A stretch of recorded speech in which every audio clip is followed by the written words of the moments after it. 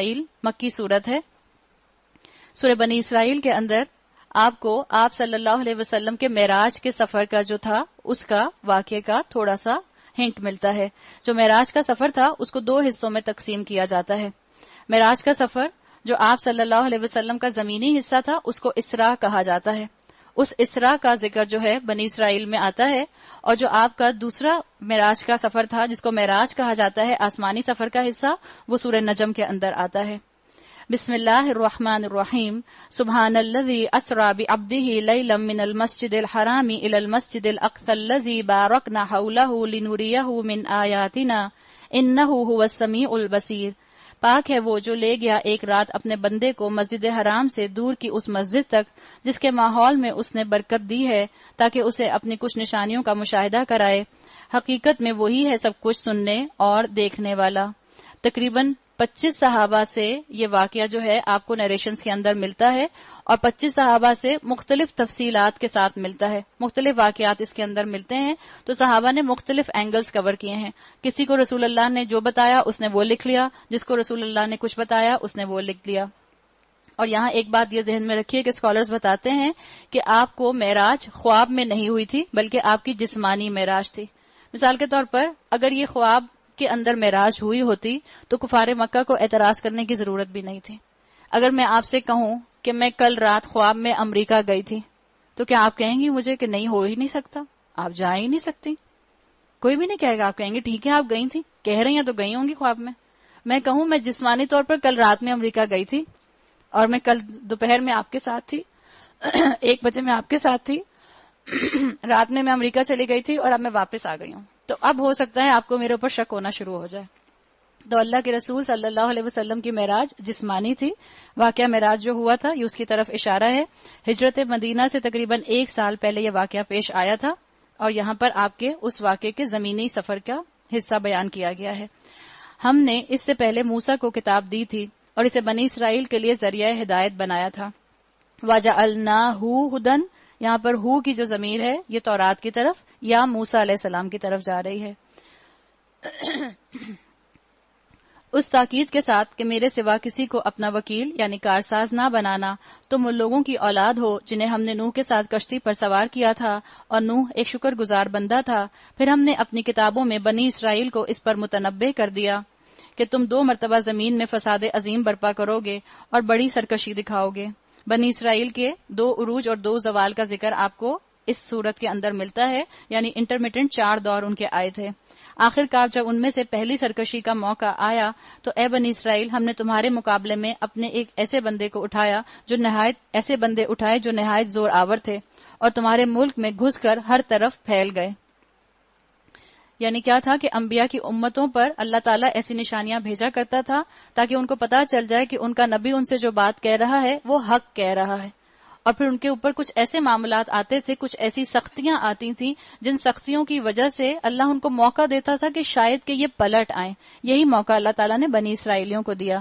یہ ایک وعدہ تھا جسے پورا ہو کر ہی رہنا تھا. اس کے بعد ہم نے تمہیں ان پر غلبے کا موقع دے دیا. پھر اللہ تعالیٰ نے بنی اسرائیلیوں کو دوبارہ سے عروج دیا. اور کب دیا؟ جب بنی اسرائیلیوں نے اپنا تجدید ایمان کر لیا، اپنا ایمان کا ریوائیول کر لیا، اور تمہیں مال اور اولاد سے مدد دی اور تمہاری تعداد پہلے سے بڑھا دی. دیکھو تم نے بھلائی کی تو وہ تمہارے اپنے ہی لیے بھلائی تھی اور برائی کی تو وہ تمہاری اپنی ہی ذات کے لیے ثابت ہوئی. نبی اکرم صلی اللہ علیہ وسلم کے آنے سے پہلے بنی اسرائیلیوں پر 4 ادوار گزر چکے تھے، جن میں سے 2 عروج کے تھے اور 2 زوال کے تھے. جو پہلا عروج تھا بنی اسرائیلیوں کا وہ موسیٰ علیہ السلام کے 300 سال کے بعد ان کو نصیب ہوا تھا جب انہوں نے یوشع بن نون کی قیادت میں جنگ لڑی تھی. اور پھر یہ ان کا عروج جو تھا یہ سلیمان علیہ السلام کی سلطنت تک رہا تھا. اس کے بعد سلیمان علیہ السلام کی بعد ان کا زوال شروع ہوا تھا. جب سلیمان علیہ السلام کا انتقال ہو گیا اس کے بعد ان کا زوال شروع ہوا تھا اور پھر اس کے بعد ان کی سلطنت کو 2 حصوں میں تقسیم کر دیا گیا. 2 حصوں میں یہ بٹ گئے تھے جس کا نام آتا ہے اسرا اور جوڈا. اس 2 میں یہ تقسیم ہو گئے تھے. پھر تیسرا دور ان کا عروج کا آیا تھا میکبین پیریڈ. اس میکبین پیریڈ کے اندر ان کو بہت اللہ تعالیٰ نے نعمتیں دی اس لیے کہ انہوں نے تورات کو نافذ کیا تھا اور چوتھا ان کے اوپر زوال جو آیا تھا وہ رومن امپائرز کی طرف سے آیا تھا. رومن امپائرز نے ان پر حملہ کر کے ان کو بالکل تباہ اور برباد کر دیا تھا. انہی دو زوال اور عروج کی یہاں پر بات کی گئی ہے. پھر جب دوسرے وعدے کا وقت آیا، یعنی جب دوبارہ ان پر زمینی زوال آیا، تو ہم نے دوسرے دشمنوں کو تم پر مسلط کیا تاکہ وہ تمہارے چہرے بگاڑ دیں. اور یہ ان کا جو بگاڑ آیا تھا یہ رومیوں کے بگاڑ کی طرف اشارہ ہے، اس لیے کہ وہ بہت سخت ان کے اوپر سزا لے کر آئے تھے. اور مسجد میں اسی طرح گھس جائیں جس طرح پہلے دشمن گھسے تھے، اور جس چیز پر ان کا ہاتھ پڑے اسے تباہ کر کے رکھ دیں. اللہ نے ان کو سرکشی کی سزا کیا دی کہ غیر قوموں کو ان کے اوپر مسلط کر دیا. اور پھر اللہ تعالیٰ نے ان کو عروج کب دیا؟ جب انہوں نے اپنی اصلاح کر لی، جب انہوں نے اپنا ایمان دوبارہ سے ریوائیو کر لیا. ہو سکتا ہے کہ اب تمہارا رب تم پر رحم کرے، لیکن اگر تم نے پھر اپنی سابق روش کا اعادہ کیا تو ہم بھی پھر اپنی سزا کا اعادہ کریں گے. اور کافر نعمت لوگوں کے لیے ہم نے جہنم کو قید خانہ بنا کر رکھا ہوا ہے. آپ کو معلوم ہے کہ بنی اسرائیلیوں کے اوپر ابھی پچھلی ہسٹری میں ہی ہٹلر کے ہاتھوں بھی بہت زیادہ ان کے اوپر زوال آیا ہے. ان هذا القرآن يهدي للتي هي اقوم ويبشر المؤمنین. حقیقت یہ ہے کہ یہ قرآن وہ راہ دکھاتا ہے جو بالکل سیدھی ہے.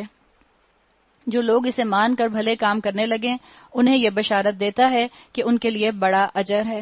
اور جو لوگ آخرت کو نہ مانیں انہیں یہ خبر دیتا ہے کہ ان کے لیے ہم نے دردناک عذاب مہیا کر رکھا ہے. یعنی بدعمالی کی شکل میں اللہ نے بتا دیا سزا ملے گی. اور اگر تم جو کوشش کرو گے، جہاد کرو گے، سٹرگل کرو گے، کمفرٹ زون کو چھوڑو گے، اللہ کی خاطر قربانیاں دو گے، تو اللہ تعالیٰ نے تمہارا اجر تمہارے لیے سمیٹ کر رکھ لیا ہے. انسان شر اس طرح مانگتا ہے جس طرح خیر مانگنی چاہیے. انسان بڑا ہی جلد باز واقع ہوا ہے. جیسے مشرکین مکہ جلد بازی میں اللہ کے رسول سے عذاب مانگا کرتے تھے، اسی کانٹیکس کے اندر یہ بات آئی کہ انسان جو ہے وہ جلدی خیر مانگتا ہے. حضرت عمر رضی اللہ عنہ کا واقعہ آتا ہے. حضرت عمر رضی اللہ عنہ کے دور میں اسلام عرب کے پیننسولا سے باہر نکل کر بہت پھیلا تھا، اور تقریباً آدھی دنیا کے اوپر مسلمانوں کی جو تھی حکومت آ گئی تھی، اس لیے مسلمانوں نے بہت فتوحات کی تھیں. ایک مرتبہ شام کے اندر حضرت عمر کو انوائٹ کیا گیا، اور شام میں بہت زیادہ امیر مسلمان رہتے تھے. وہاں پر حضرت عمر کے لیے اور آپ کے صحابہ کے لیے بہت لیوش کھانا، بہت لیوش میل تیار کیا گیا. حضرت عمر کو جب بلایا گیا کھانے کے لیے اور حضرت عمر دسترخوان پر آئے تو انہوں نے دسترخوان کو دیکھا اور انہوں نے پوچھا اور انہوں نے کہا کہ ہمارے بہت سے صحابہ بھوک اور فقر سے مرے ہیں اور ان کو ایسا کھانا کبھی نصیب نہیں ہوا. اس کے اوپر خالد بن ولید نے کہا کہ اے عمر، ان کے لیے تو جنت ہے، اولئک لہم الجنہ. عمر، ان کے لیے تو جنت ہے، یعنی ان کے لیے تو جنت کے کھانے ہیں. آپ دنیا کی کھانوں کی کیوں فکر کر رہے ہیں کہ ان کو نہیں ملے؟ تو حضرت عمر نے اس کے اوپر کہا کہ کہیں ایسا تو نہیں ہے کہ اللہ نے ہمارے خیر کو، ہمارے طیبات کو ہمیں جلدی جلدی دے دیا ہے، دنیا میں ہی دے دیا ہے، اور آخرت میں ہمارے لیے کوئی حصہ نہیں ہے. اور رونا شروع ہو گئے اور کھانا کھانا چھوڑ دیا. یہ معاملہ تھا صحابہ کا. اور ہمارا کیا معاملہ ہے؟ ہم کہتے ہیں اور دنیا مل جائے، اور دنیا مل جائے، اور دنیا مل جائے، حل من مزید، حل من مزید. ہمارا یہ حال ہے. تو اللہ تعالیٰ نے یہاں یہ بات واضح کی کہ انسان کے اندر بہرحال یہ ٹینڈنسی ہے کہ انسان بڑا ہی جلد باز واقع ہوا ہے. ہم بھی یہ چاہتے ہیں کہ ادھر ہم نیکیاں کرنا شروع کریں، ادھر ہمیں تعریفیں ملنا شروع ہو جائیں. ادھر ہم نیکی کرنا شروع کریں، ادھر خاندان ہمارا سپورٹو ہو جائے. ادھر ہم نیکیاں کرنا شروع کریں، ادھر ہماری اولاد فرما بردار ہو جائے.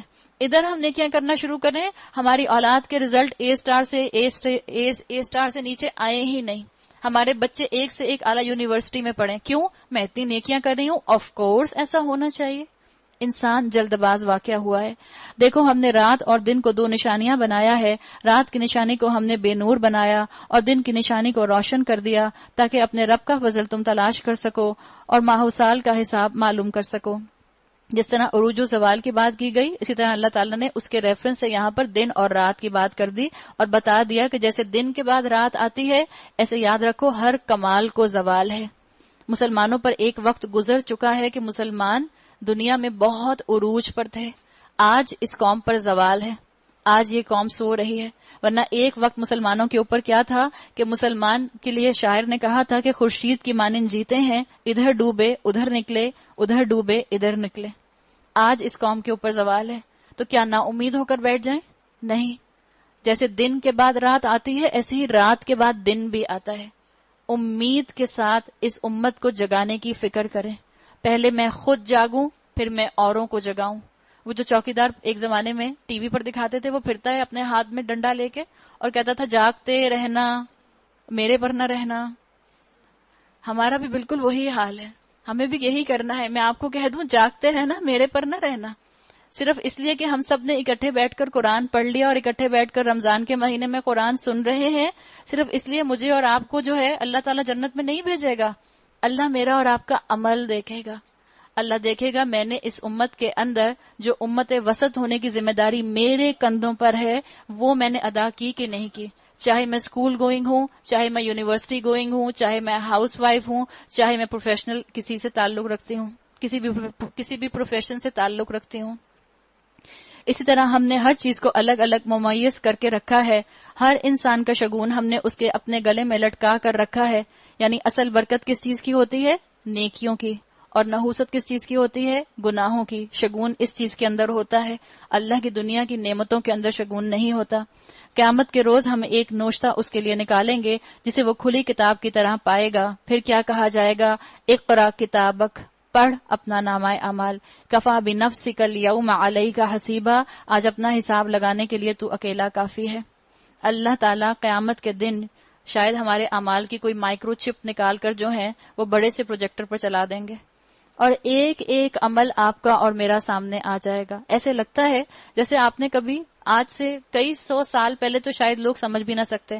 ہم آگے سورہ قیامہ میں پڑھیں گے کہ اللہ تعالیٰ بتائے گا کہ جب انسان ڈیکمپوز ہو جائے گا اور اللہ اس کو دوبارہ اٹھائے گا تو اللہ اس کے انگلیوں کے پور تک دوبارہ بنا دے گا، اس کے فنگر پرنٹس تک دوبارہ بن جائیں گے. اور اگر آپ فنگر پرنٹس کو دیکھیں تو ہر انسان کا فنگر پرنٹ ڈفرینٹ ہے. دنیا میں جتنے انسان ہیں کسی ایک کا فنگر پرنٹ دوسرے سے نہیں ملتا، ہر ایک کا فنگر پرنٹ ڈفرینٹ ہے. آپ اگر کبھی سی ڈی کو اٹھا کر دیکھیں تو سی ڈی کی جو بیک سائڈ ہوتی ہے اس میں بہت باریک باریک باریک باریک لائنز ہوتی ہیں. کیا پتا اللہ تعالیٰ کے پاس کوئی ایسا انسٹرومنٹ ہو جس کے اوپر اللہ تعالیٰ میری انگلیاں یا میرا ہاتھ رکھ دیں، جیسے ہمارے ہاتھوں کے اوپر یہ فنگر پرنٹس ہیں، اور پھر اس کے بعد ہمارے اعمال جو ہیں جو ہم نے ہاتھوں سے کیے ہوں گے وہ ایک بڑے سے پروجیکٹر پر سامنے آنا شروع ہو جائیں، جس کو میں بھی دیکھوں گی، رب بھی دیکھے گا، فرشتے بھی دیکھیں گے، اور وہ ساری انسانیت دیکھے گی جو میرے برابر کھڑی ہوگی. تو اللہ سے دعا کرتے ہیں کہ اللہ تعالیٰ ہمارے گناہوں کو یہیں ختم کر دے. اللہ ہمیں اپنے گناہوں پر معافی مانگنے کی توفیق عطا فرمائے. دوسروں کی خطاؤں کو ڈھانپ لیں، اللہ قیامت کے دن انشاءاللہ ہماری خطاؤں کو ڈھانپ لے گا. تو اللہ نے کہہ دیا کہ پڑھ اپنا نامہ اعمال. اس دن تو اللہ تعالیٰ اس طرح کہہ دیں گے اپنا حساب لینے کے لیے تم خود ہی کافی ہو. تمہیں معلوم ہے تم نے کیا کہا ہے، تمہیں معلوم ہے تم نے کیا کیا، کس کو کہا، کب کہا، کیسے کہا، کس نیت سے کہا، کس کو دیکھا، کب دیکھا، کیسے دیکھا، کس نیت سے دیکھا. اللہ نے سب ریکارڈ کر لیا. اللہ تعالیٰ مجھے اور آپ کو توفیق دیں کہ ہم بہترین طریقے سے اللہ کے سامنے توبہ کر سکیں. رمضان کا مہینہ ہے، خوب توبہ استغفار کیجئے، اپنے رب سے دعا کریں کہ اللہ قیامت کے دن مجھے رسوا نہ کرنا، اور دل سے دعا کریں کہ اللہ قیامت کے دن مجھے اپنی رحمت کے سائے میں رکھنا. 15واں پارہ اور سورہ بنی اسرائیل کی آیت نمبر 15 سے ہم شروع کریں گے. بیک گراؤنڈ میں آپ کو یاد ہوگا کیا چل رہا ہے. سورہ بنی اسرائیل شروع ہوئی واقعہ معراج سے. واقعہ معراج کو 2 حصوں میں تقسیم کیا جاتا ہے. آپ صلی اللہ علیہ وسلم کا مکہ سے مسجد اقصی تک کا سفر جس کو اسراء کہا جاتا ہے، اور آپ صلی اللہ علیہ وسلم کا آسمانوں کا سفر جس کو معراج کہا جاتا ہے. سورہ بنی اسرائیل کے اندر آپ صلی اللہ علیہ وسلم کے زمینی سفر یعنی اسراء کا تذکرہ آتا ہے، اور ہم نے بات کی تھی کہ اللہ تعالیٰ نے رسول اللہ صلی اللہ علیہ وسلم کو اس میں جنت اور دوزخ کے مشاہدات کرائے، اور اللہ ہم کلام ہوا رسول اللہ صلی اللہ علیہ وسلم سے. پھر بتایا گیا کہ بنی اسرائیلیوں کے اوپر اللہ تعالیٰ نے 2 عروج اور 2 زوال بھیجے.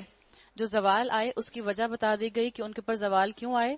جب انہوں نے شریعت کا انکار کیا، جب شریعت کو انہوں نے پسے پشت ڈال دیا، اللہ تعالیٰ نے ان کو زوال کا شکار کیا.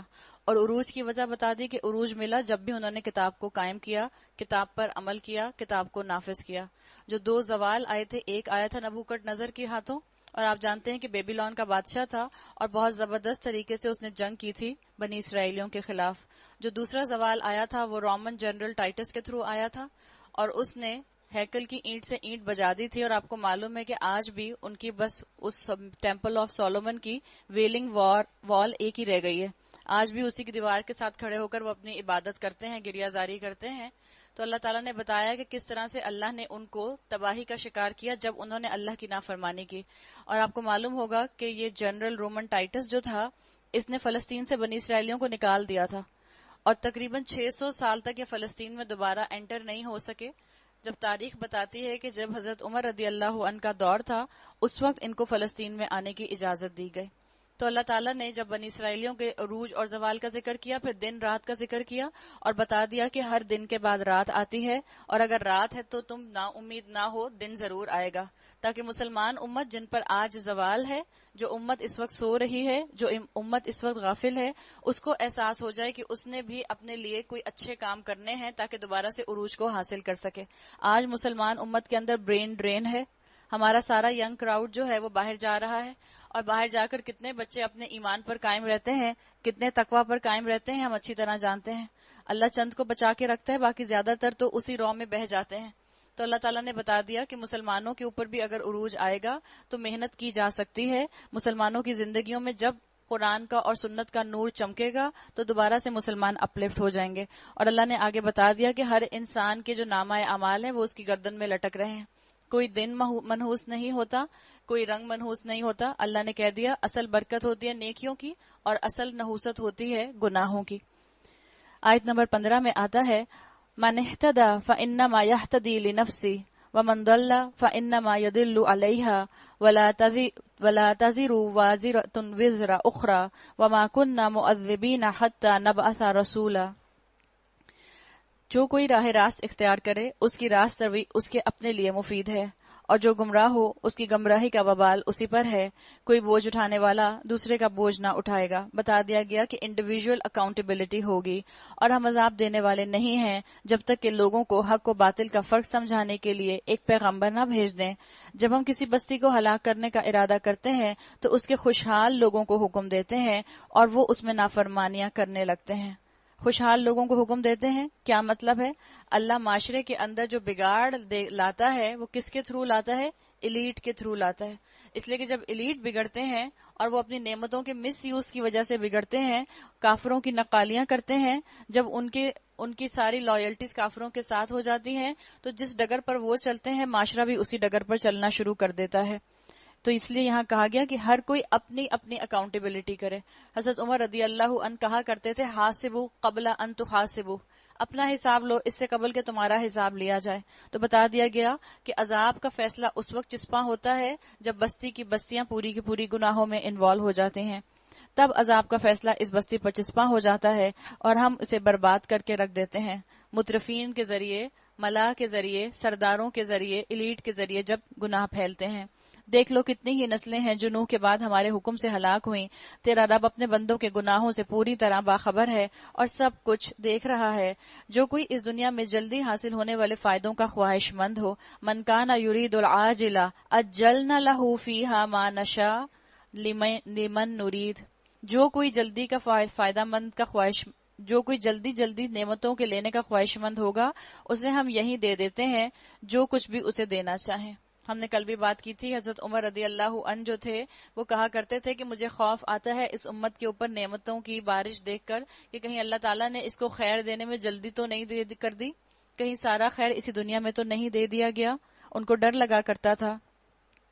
دنیا مچھر کے پر سے زیادہ بھی حقیر ہے، تو جو بھی اس کا ارادہ کرے گا وہ دیکھ لے کہ اللہ پھر اس کو جلدی دے دے گا، لیکن حقیقت میں ملے گا کیا اس کو؟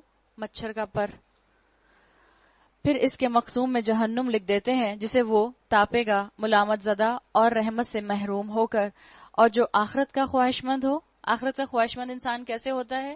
آخرت کا خواہش مند انسان ہوتا ہے آخرت کا ارادہ کر کے، اس ارادے پر عمل کر کے، پھر اس کی خواہش مندی ظاہر ہوتی ہے. اور اس کے لیے صحیح کرے جیسی کہ اس کے لیے صحیح کرنی چاہیے، اور ہو وہ مومن تو ایسے ہر شخص کی صحیح مشکور ہوگی. ان کو بھی اور ان کو بھی دونوں فریقوں کو ہم دنیا میں سامان زیست دیے جا رہے ہیں. یعنی جو دنیا کا طلبگار ہے اللہ اس کو بھی دے رہا ہے، جو آخرت کا طلبگار ہے اللہ اس کو بھی دے رہا ہے. دو کیٹیگریز بتا دی گئیں، ایک کو صرف دنیا ملے گی، ایک کو دنیا بھی ملے گی. یعنی جو آخرت مانگے گا اللہ اسے دنیا چھینے گا نہیں، اللہ آخرت اس کو بھی دے گا. تو بہتر ہے کہ انسان اپنی آخرت کے لیے کانشیس ہو جائے، اپنی دنیا کو چھوڑ دے. دنیا خود بخود اللہ تعالیٰ دیتے جائیں گے، جو نصیب اور تقدیر میں ہوگی وہ دنیا مل کر رہے گی. مگر دیکھ لو دنیا ہی میں ہم نے ایک گروہ کو دوسرے گروہ پر کیسی فضیلت دے رکھی ہے، اور آخرت میں اس کے درجے اور بھی زیادہ ہوں گے، اور اس کی فضیلت اس سے بھی زیادہ بڑھ چڑھ کر ہوگی. اللہ کی نظر میں ایسے لگتا ہے ان آیات میں اس انسان کے لیے بیزاری ہے جو صرف اور صرف دنیا مانگتا ہے. تو کانشیس ہو کر آخرت کا ارادہ کریں، آخرت کے خواہش کے ساتھ محنت کریں، اور علم حاصل کرنا اس کا سب سے پہلا قدم ہے. اگر آپ آخرت کے خواہش مند ہیں تو آخرت کا خواہش مند بننے کے لیے سب سے پہلا قدم جو آپ کو اٹھانا ہوگا وہ علم کا ہوگا. علم آپ کو عمل پر دوڑائے گا. مگر دیکھ لو دنیا ہی میں ہم نے ایک گروہ کو دوسرے پر کیسی فضیلت دی، اور اللہ تعالیٰ نے بتا دیا کہ اللہ جس کو چاہے بڑھ چڑھ کر فضیلت دے سکتا ہے. تو اللہ کے سوا تم کسی کو معبود نہ بناؤ، ورنہ ملامت زدہ اور بے یار و مددگار بیٹھے رہ جاؤ گے. تیرے رب نے فیصلہ کر دیا تم لوگ کسی کی عبادت نہ کرو مگر صرف اس کی. یہ جو آیت نمبر 23 سے معاملہ شروع ہو رہا ہے، یہ سمجھ لیں، اس کو اسکالرز کہتے ہیں کہ یہ تورات میں جو 10 کمانڈمنٹس آئے تھے جو موسیٰ علیہ السلام کو دیے گئے تھے، یہ اس کا قرآنک ورژن ہے، اس کی قرآنک شکل ہے، جو آپ کو یہاں پر آیت نمبر 23 سے شروع ہوتے ہوئے مل رہے ہیں.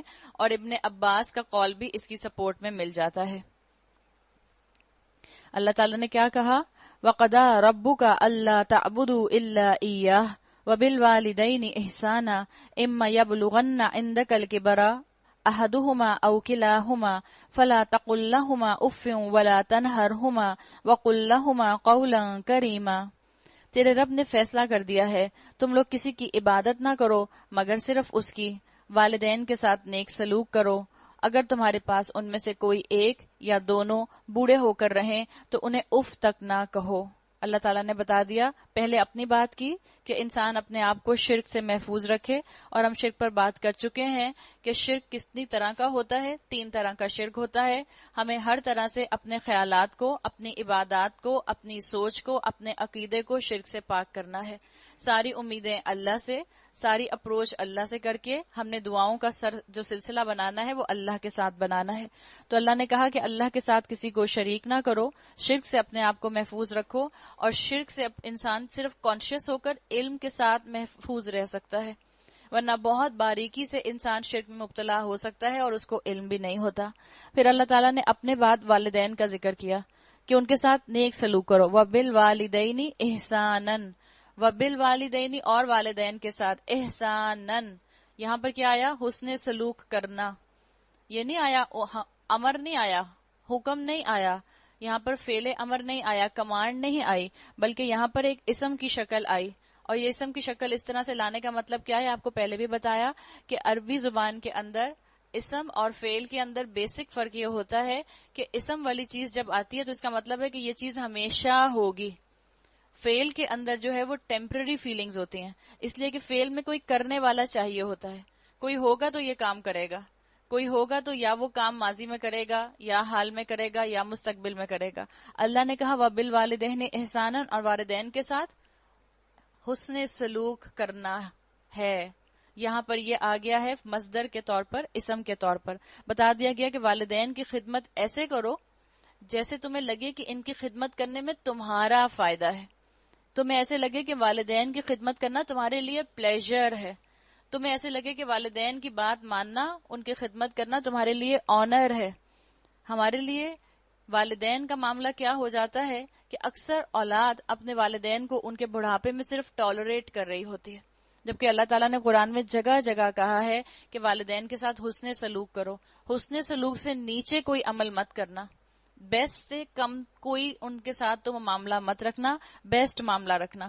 چاہے زبان کا استعمال ہو، چاہے الفاظ کا سلیکشن ہو، چاہے تمہاری باڈی لینگویج ہو، چاہے تمہارا ان کے ساتھ معاملہ فہمی ہو. بہت آنر کے ساتھ، بہت پلیجر کے ساتھ ماں باپ کے ساتھ معاملہ کرنا، اپنے آپ کو کمپوزڈ رکھے. اور یہاں کہہ دیا گیا کہ ان کو اف تک نہ کہو. آپ کینڈل اپنے سامنے رکھیں اور کہیں اف، تو آپ کی کینڈل کا جو فلیم ہے وہ بجھ جاتا ہے. جب کینڈل کا فلیم بجھ جاتا ہے، ماں باپ کا دل اس سے بھی زیادہ نازک ہوتا ہے، اور اف کہنا کوئی زبان سے ضروری نہیں ہے کہ اف کہا جائے. ایک تو ہے زبان سے کہنا، ہر وقت مجھے کہتے رہتے ہیں اف، آپ تو بات کو سمجھتی نہیں ہیں، کتنی دفعہ آپ کو بات کو سمجھایا ہے، نوکروں کو ایسے نہ ڈانٹا کریں، اس طرح سے انداز کہنا یہ تو اف ہے ہی. لیکن کبھی کبھی آنکھیں رول کرنا ایک ایٹیٹیوڈ کے ساتھ ماں باپ کے سامنے، یہ بھی والدین کو اف کہنے کے برابر ہے. اور والدین جو ہوتے ہیں وہ اولاد کے چہرے کا تاثر سمجھ جاتے ہیں. آپ یعقوب علیہ السلام کے قصے کو ذہن میں لے آئیے، اس کو دہرا لیجئے کہ اکیلے غم منا رہے تھے، پھر بھی ان کے بچے اس کے اوپر بھی ان کے اوپر طنز کی بارش کرتے تھے کہ آپ تو یوسف کو ہی یاد کرتے رہیں گے، آپ تو یوسف کی ہی فکر کرتے رہیں گے. تو اللہ تعالیٰ نے بتا دیا یہاں پر کہ والدین کے ساتھ اپنا معاملہ حسن سلوک کا رکھو، اپنے چہرے سے بھی ان کو تم کبھی ہرٹ کرنے کی کوشش نہ کرنا. اگر تمہارے پاس ان میں سے کوئی ایک یا دونوں بوڑھے ہو کر رہیں تو انہیں اف تک نہ کہنا. اور آپ نے وہ آپ صلی اللہ علیہ وسلم کی حدیث سنی ہوگی جس کا مفہوم آتا ہے کہ رسول اللہ صلی اللہ علیہ وسلم نے ایک مرتبہ 3 مرتبہ آمین کہا. جب صحابہ نے پوچھا کہ آپ نے آمین کیوں کہا تو اللہ کے رسول صلی اللہ علیہ وسلم نے بتایا کہ جبرائیل علیہ السلام آئے تھے اور انہوں نے 3 لوگوں کے خلاف دعا کی، میں نے اس پر آمین کہا. ان 3 لوگوں میں سے ایک وہ تھا جس نے اپنے والدین کو بڑھاپے میں پایا اور ان کی خدمت کر کے جنت نہ کما سکا. تو جبرائیل علیہ السلام نے اس کے خلاف دعا کی اور اللہ کے رسول نے اس کے اوپر آمین کہا. تو دعا کرنے والے جبرائیل علیہ السلام ہو اور آمین کہنے والے رسول اللہ صلی اللہ علیہ وسلم ہو تو بتائیں ایسے انسان کی نجات کیسے ہو سکتی ہے. نہ انہیں جھڑک کر جواب دو بلکہ ان سے احترام کے ساتھ بات کرو. جیسے جھڑک کے جواب دو کے اندر کیا آتا ہے؟ آج جب اولاد کو والدین دین پر چلنے کے لیے کہتے ہیں تو اولاد کہتی ہے خود تو سارے مزے کر لیے، ہمیں تو کچھ کرنے نہیں دیتے. آپ کی البمز نکال کے پھر آپ کو دکھاتے ہیں، آپ نے تو اس طرح بھی زندگی گزار لی، آپ نے تو یہ ڈریسنگ بھی کر لی، آپ نے تو یہ مزے بھی کر لیے، آپ تو یہ کیا کرتی تھی، ہم تو یہ بھی نہیں کر سکتے. تو اللہ تعالیٰ نے کیا کہا؟ ایسی سب اولادوں کو والدین کو جھڑک کر جواب نہ دو. یا سب خواتین جب ان کو پتا چلتا ہے کہ معاشرے کے اندر کون سی غیر اسلامی رسومات ہیں، کون سی بدعات ہیں، اور اگر ماں باپ وہ کرتے ہوئے نظر آتے ہیں، اور خاص طور پر ماں کے ساتھ ہمارا معاملہ یہ ہوتا ہے کہ باپ کے ساتھ تو پھر بھی تھوڑا ہمارا ڈسٹنس اور لحاظ رہ جاتا ہے، ماں کو ہم لوگ بہت بری طرح ٹریٹ کرتے ہیں. امی آپ تو مانتی نہیں ہیں، آپ کو تو سمجھ ہی نہیں آتی، آپ کو کہا ہے یہ بدعت ہے، اس کو نہیں مانے. یہ انداز نہیں ہے. ایسے وہ اور زیادہ ڈیفینسو موڈ پر چلی جائیں گی. محبت کے ساتھ سمجھائیں اور آپ کا کام ہے کہتے جانا. آپ کی ذمہ داری یہ نہیں ہے کہ آپ ان کا عمل بدل کر رکھ دیں، آپ کا کام ہے کہنا. یاد رکھیں ہم ماں باپ کی تربیت نہیں کر سکتے، اولادوں کی تربیت کر سکتے ہیں، ماں باپ کی تربیت نہیں کر سکتے. تو کہا گیا کہ ان کے ساتھ احترام سے بات کرو، نرمی اور رحم کے ساتھ ان کے سامنے جھک کر رہو. یہ یہاں پر جو لفظ آیا ہے وَحْفِظْ لَهُمَا جَنَاحَ الذُّلِّ، جناح الذُّلِّ یہاں پر آتا ہے ایک عربی زبان کا محاورہ ہے.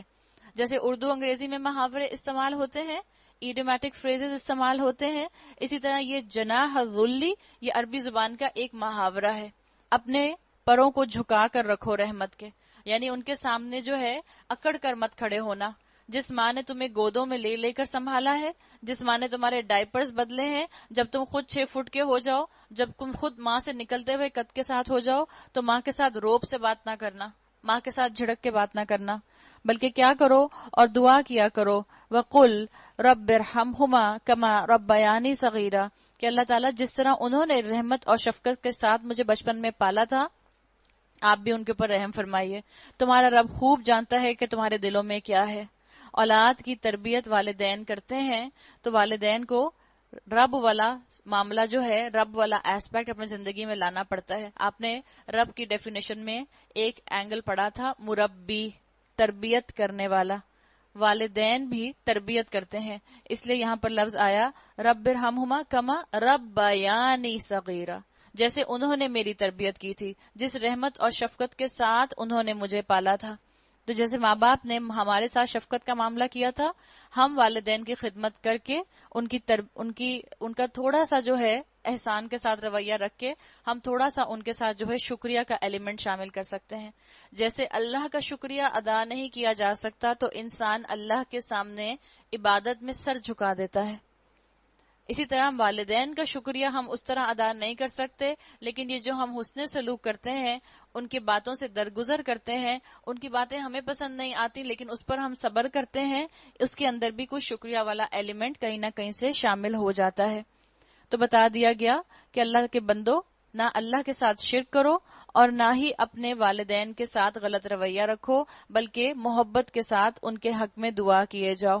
یاد رکھیں، جس معاشرے کے اندر شرک ہوگا، اسکالرز کہتے ہیں اسی معاشرے میں والدین اچھے نہیں لگتے، اور پھر ایسے میں والدین کا ٹھکانہ اولڈ ہومز بن جاتا ہے، اس لیے کہ رہنے والے لوگوں کا فوکس اپنی ذات پر ہوتا ہے، سیلف سینٹرڈ لوگ بن جاتے ہیں، صرف اپنے اوپر خرچ کرنا پسند کرتے ہیں، اور جب انسان صرف اپنے اوپر خرچ کرنا پسند کرتا ہے تو پھر دیکھیں آگے اللہ تعالیٰ نے کیا فرمایا، تمہارا رب خوب جانتا ہے تمہارے دلوں میں کیا ہے۔ ایک رب بیانی صغیرہ کے اندر، رب ارحمہما کے اندر یہ چیز بھی آتی ہے کہ ہم اپنے اللہ سے ضرور دعا کریں کہ اللہ تعالیٰ ہمارے ماں باپ کے اندر جو کمی کوتاہی رہ گئی ہے اس کو اپنی رحمت سے دور فرما دے اور اس کو درگزر فرما دے۔ اگر تم سوالے بن کر رہو تو ایسے سب لوگوں کے لیے درگزر کرنے والا اللہ ہے جو اپنے قصور پر متنبہ ہو کر بندگی کے رویے کی طرف پلٹ آئیں۔ رشتہ دار کو اس کا حق دو۔ بتا دیا گیا کہ جب خرچ کرنے کی بات آئی، جب یہ کہا گیا کہ لوگ جو ہیں وہ اللہ کے راستے میں خرچ نہیں کرتے، کب؟ جب والدین کی عزت نہیں کرتے۔ اور والدین کی عزت کیوں نہیں کرتے؟ کب؟ جب وہ اللہ کے ساتھ کسی کو شریک ٹھہراتے ہیں۔ تو کہا گیا کہ رشتہ دار کو اس کا حق دے دو، اپنی پرائرٹیز کو درست رکھو، درست پرائرٹیز کے ساتھ زندگی گزارو، تمہارا معاشرہ ایک روشن معاشرے کی مثال بن سکتا ہے۔ یہاں قرآن میں اس مقام کے اوپر 10 کمانڈمنٹس کو رکھ کر اللہ تعالیٰ نے آپ کو اور مجھے یہ بتا دیا کہ تمہیں اپنا عروج چاہیے، تو عروج پانے کے لیے ان احکامات کو، ان سوشل ریفارمز کو اپنے معاشرے کے اندر لے کر آ جاؤ۔ آپ صلی اللہ علیہ وسلم کی حدیث کا مفہوم آتا ہے، یہ جو رشتہ دار کو اس کا حق دینے کی بات آئی، آپ نے فرمایا جو کوئی چاہے کہ اس کی روزی میں برکت ہو، اس کی عمر لمبی ہو، تو اس کو چاہیے کہ صلہ رحمی کرے اور رشتوں کو جوڑے۔ تو اگر آپ اور میں چاہتے ہیں کہ ہمارے رزق میں برکت ہو تو ہم اللہ کی خاطر اپنے رشتہ داروں سے جڑیں، جو آپ سے کٹے آپ اس سے جڑیں، جو آپ کو نہ دے آپ اس کو دیں، جو آپ کا حق مارے آپ اس کو ادا کر دیں، اور مسکین اور مسافر کو اس کا حق دے دو، فضول خرچی نہ کرو۔ انسان فضول خرچ کب ہوتا ہے؟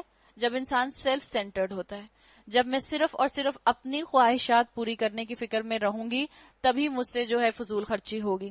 اور کہہ دیا گیا آگے، فضول خرچ لوگ شیطان کے بھائی ہیں اور شیطان اپنے رب کا ناشکرا ہے۔ اللہ تعالیٰ نے بتا دیا کہ فضول خرچی کرنے والوں کا جو معاملہ ہے وہ کیا ہوتا ہے۔ سب سے پہلا کہ فضول خرچ انسان دوسروں کا حق ادا نہیں کرتا، اس لیے کہ اس کو صرف اور صرف اپنی خواہشات پوری کرنی ہوتی ہیں، اس کو دکھاوا کرنا ہوتا ہے، اس کو اپنی جوانی کے اوپر، اپنے حسن کے اوپر پیسہ خرچ کرنا ہوتا ہے، اس کا سارا فوکس اپنی ذات پر ہوتا ہے، اور اس وجہ سے وہ اپنے رشتہ داروں پر خرچ نہیں کرتا۔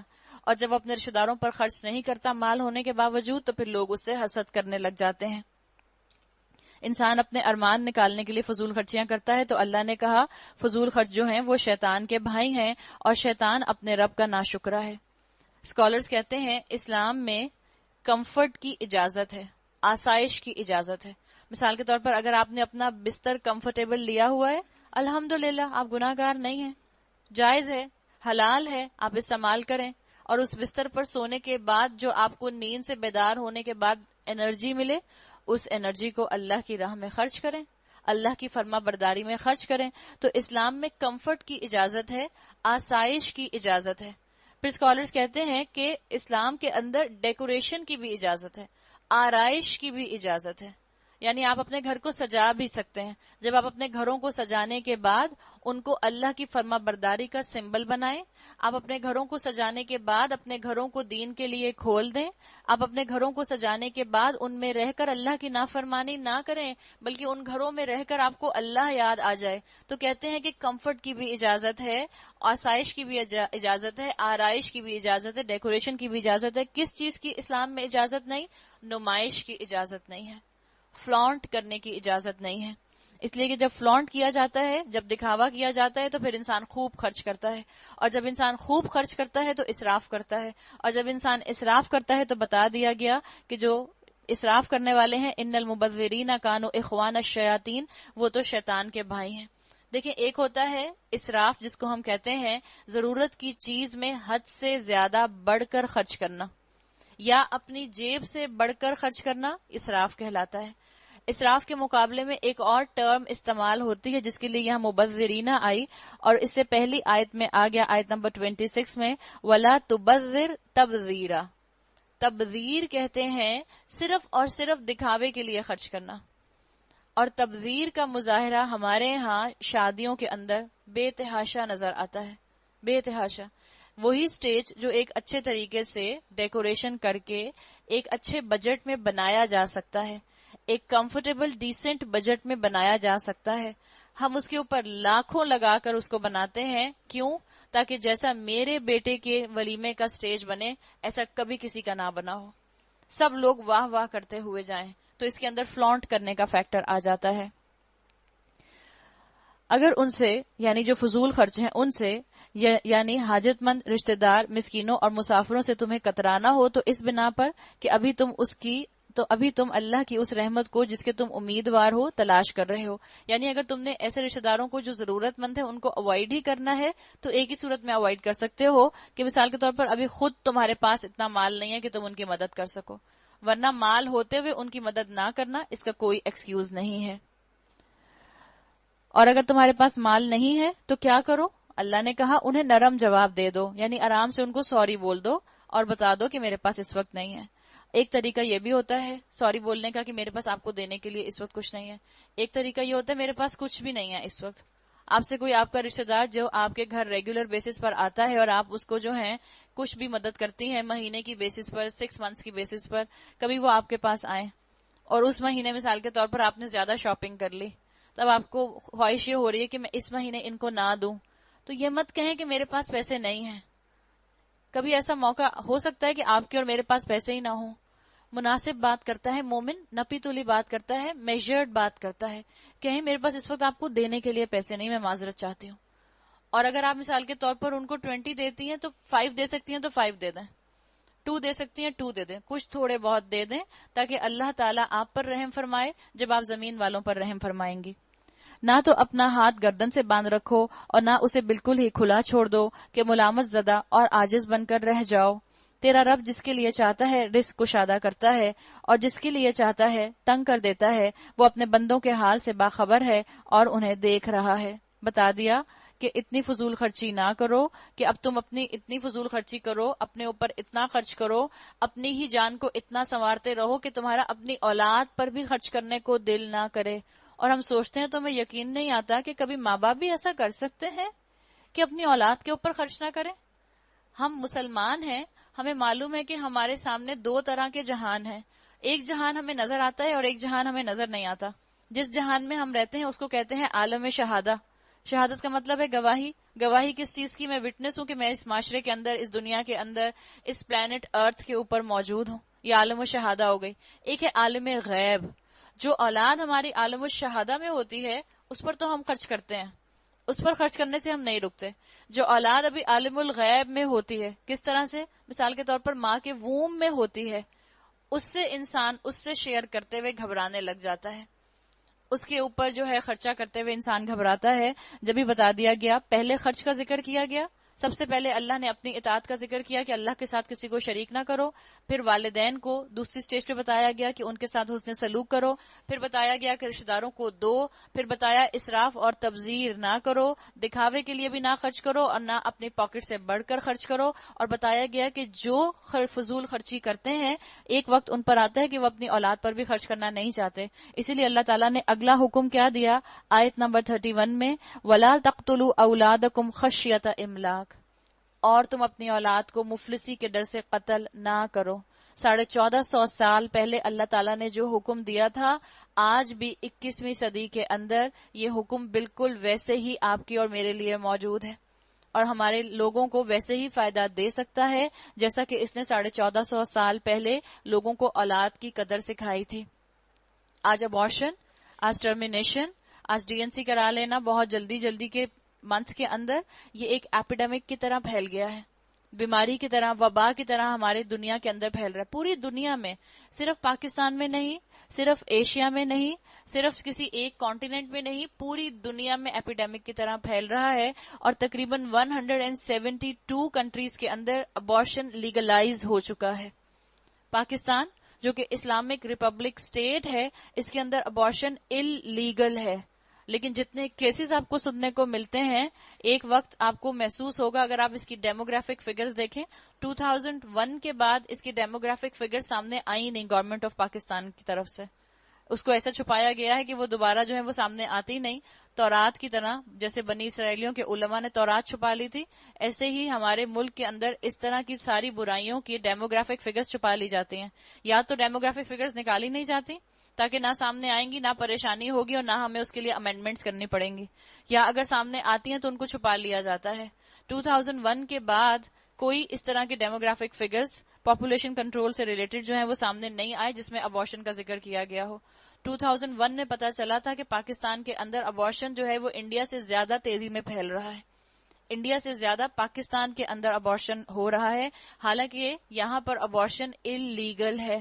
اور اگر آپ پاکستان پینل کوڈ کو اٹھا کر پڑھیں جو پاکستان کا کانسٹیٹیوشن ہے، تو اس کے سیکشن 338B اور 338C کے اندر یہ بات واضح لکھی ہوئی ہے کہ اگر کسی نے اپنے ایسے بچے کو ابارٹ کیا جس کے ابھی آرگنز نہیں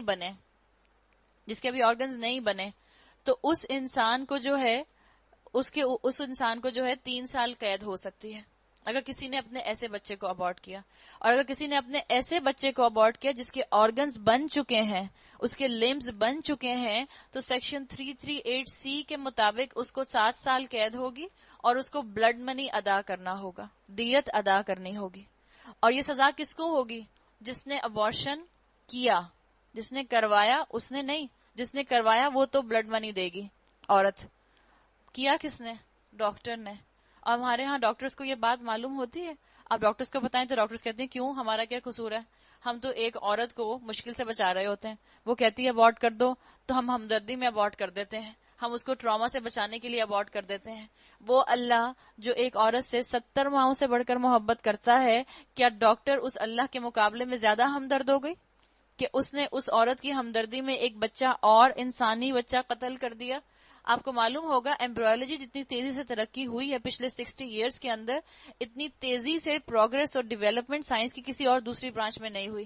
ایمبرولوجی نے جتنی تیزی سے پچھلے 60 سال میں ترقی کی ہے، اور وہ بتاتے ہیں کہ کون سی سٹیج ہوتی ہے جس میں بچے کے لمبز نہیں بنے ہوتے، آرگنز نہیں بنے ہوتے، اور وہ کہتے ہیں 8 ویکس۔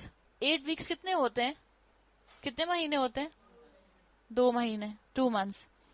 8 ویکس کے اندر جو ہے آپ اگر ٹائم پیریڈ لیں گے تو اس میں بچے کے لمبس نہیں بنے ہوتے۔ ایک دفعہ بچہ 8th ویک کراس کرتا ہے، اس کا پورا سکیلیٹن کارٹلیج فارم میں تیار ہو جاتا ہے، اور ایک وہ چھوٹا سا ٹائنی سا ہیومن ہوتا ہے 3 انچ کا، شاید عورت کو تو محسوس بھی نہیں ہوتا اس وقت اپنے ووم کا سائز کہ وہ بڑا ہوا ہے کہ نہیں بڑا ہوا، اس لیے کہ صرف 3 انچ کا بیبی ہوتا ہے یہ، لیکن یہ ایک 3 انچ کا بیبی آپ کو آپ کی ایک انڈیکس فنگر کے برابر نظر آتا ہے اور پورا انسان ہوتا ہے۔ پروفیسر کیتھ مور کی کتاب ہے اس کے اوپر، دا ٹائنیسٹ ہیومن کے نام سے، اس میں انہوں نے بہت ڈیٹیل سے ساری باتیں لکھی ہیں، اور وہ کہتے ہیں کہ ایک انسان 2 مہینے میں اپنے ماں کے کنسیو کرنے کے بعد مکمل ہو جاتا ہے، باقی 7 months میں اس کے سائز میں اور اس کی باقی چیزوں کے اندر جو ہے فائن ٹیوننگ ہوتی ہے، یعنی جتنے آرگنز بننے ہوتے ہیں سب بن جاتے ہیں، نروس سسٹم بن جاتا ہے، ڈائجسٹو سسٹم بن جاتا ہے، ایکسکریٹری سسٹم بن جاتا ہے، اس کا بلڈ سسٹم بن جاتا ہے، اس کا ہارٹ پراپرلی پمپ کرنے لگ جاتا ہے۔ اور آپ کو معلوم ہے کہ عورت جب کنسیو کرتی ہے تو اس کے کنسیو کرنے کے کتنے دن کے بعد اس فیٹس کے اندر ہارٹ بیٹ آتی ہے؟ 18 days کے اوپر ہارٹ بیٹ آ جاتی ہے۔ ہم سمجھتے ہیں ہارٹ بیٹ کب آئے گی، ہم سمجھتے ہیں اچھا ابھی 4 مہینے نہیں ہوئے ابارٹ کرا دو، اچھا ابھی 3را مہینہ ہے ابارٹ کرا دو۔ اللہ نے یہ بات مجھے اور آپ کو 1450 سال پہلے بتائی تھی کہ اپنی اولاد کو مفلسی کے ڈر سے قتل نہ کرنا۔ مفلسی کے ڈر سے ہر سٹریٹا قتل کرتا ہے، غریب طبقہ بھی قتل کرتا ہے جس کے آلریڈی 5 بچے ہیں، مڈل کلاس طبقہ بھی اس کو قتل کرتا ہے بچے کو، اس لیے کہ اس کے پاس جو ہے اس کو لگتا ہے کہ اگر 4 کے بعد 5واں بچہ آ گیا یا 3 کے بعد 4تھا بچہ آ گیا تو پھر اس کے لیے جو ہے ارننگ کو بیلنس کرنا مشکل ہو جائے گا۔ ایلیٹ کلاس کے لوگ بھی جو ہیں وہ بھی بچوں کو ابارٹ کرتے ہیں، کہیں پہ عورت کو اپنی فگر مینٹین کرنی ہوتی ہے، کہیں ان پلانڈ پریگننسی ہوتی ہے، کہیں شوہر کو اولاد نہیں چاہیے ہوتی ہے، اور کہیں یہ فکر ہوتی ہے کہ اگر 2 کے بعد تیسرا ہو گیا تو پھر ہم جس یونیورسٹی میں اپنے 2 کو پڑھانا چاہ رہے ہیں شاید تیسرے کو نہ پڑھا سکیں گے. تو اصل چیز ساری کی ساری روٹ کاز کہاں گیا؟ شرک کے اوپر.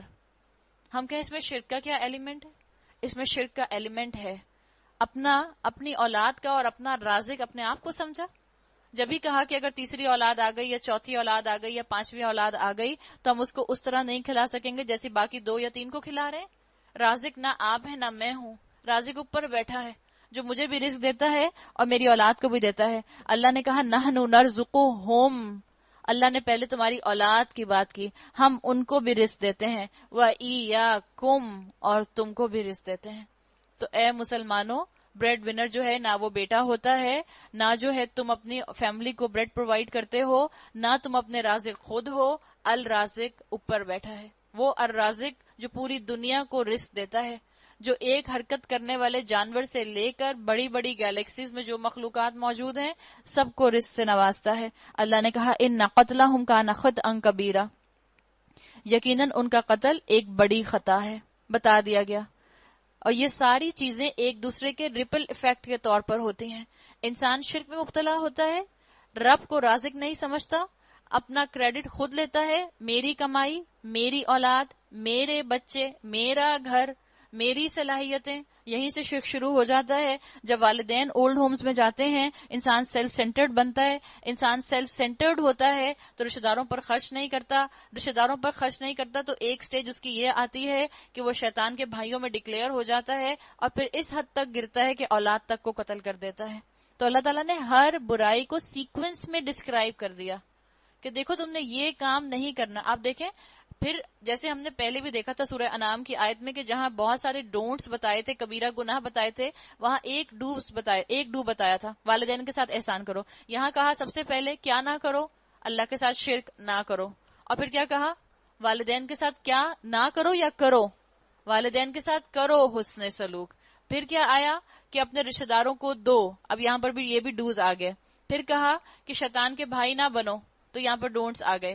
پھر کہا اسراف اور تبذیر نہ کرو، ڈونٹس آ گئے. کہا اولاد کو قتل نہ کرو، ڈونٹس آ گئے. تو بتا دیا گیا کہ یہ سب چیزیں ایک دوسرے کے ساتھ کنیکٹڈ ہیں. اگر تم اسی طرح سے ایک دوسرے کے ساتھ ایک کے بعد دوسرے گناہ میں انوالو ہوگے تو خود معاشرے کے اندر برائیاں پھیلتی جائیں گی. جب انسان اولاد کو قتل کرتا ہے، جب انسان سیلف سینٹرڈ ہوتا ہے، معاشرے کا رجحان زنا کی طرف پلٹ جاتا ہے. معاشرے کے اندر ایڈلٹری عام ہو جاتی ہے. آپ دیکھ لیں اگلا حکم کیا آ گیا، وَلَا تَقْرَبُوا الزِّنَا. 7واں حکم، 7th آرڈر جو اللہ کی طرف سے آ گیا، إِنَّهُ كَانَ فَاحِشًا وَسَاءَ سَبِيلًا وَلَا تَقْرَبُوا الزِّنَا. زنا کے قریب بھی نہ بھٹکو، قریب بھی نہ جاؤ. اللہ تعالیٰ نے دور دور تک پہرے بٹھا دیے. اللہ نے یہ نہیں کہا کہ زنا مت کرو، اللہ نے کہا زنا کے قریب بھی مت جاؤ. یعنی جس راستے کے اوپر ٹیمپٹیشنز آ سکتی ہیں اس چیز کی، اس راستے پر قدم بھی نہ رکھو. مثال کے طور پر جیسے کہہ دیا جائے جو راستہ سی ویو تک جاتا ہے اس راستے پر قدم بھی نہ رکھو، تو کتنے راستے ہوں گے جہاں پر آپ کو اب قدم ہی نہیں رکھنا. اسی طرح سے اگر آپ سوچیں کہ زنا کے قریب بھی مت جاؤ، اور اللہ نے کیا کہا وساء سبیلا، یہ بہت ہی برا راستہ ہے. راستے پہ انسان کس چیز سے چلتا ہے؟ اپنے سٹیپس کے ساتھ. اور زنا کی طرف بھی انسان سٹیپس کے ساتھ بڑھتا ہے. اللہ کے رسول صلی اللہ علیہ وسلم نے فرمایا آنکھ زنا کرتی ہے، کان زنا کرتے ہیں، ہاتھ زنا کرتے ہیں، اور اس کے بعد اس کی تصدیق شرمگاہ کر دیتی ہے. یعنی زنا کے بھی مختلف لیولز ہیں.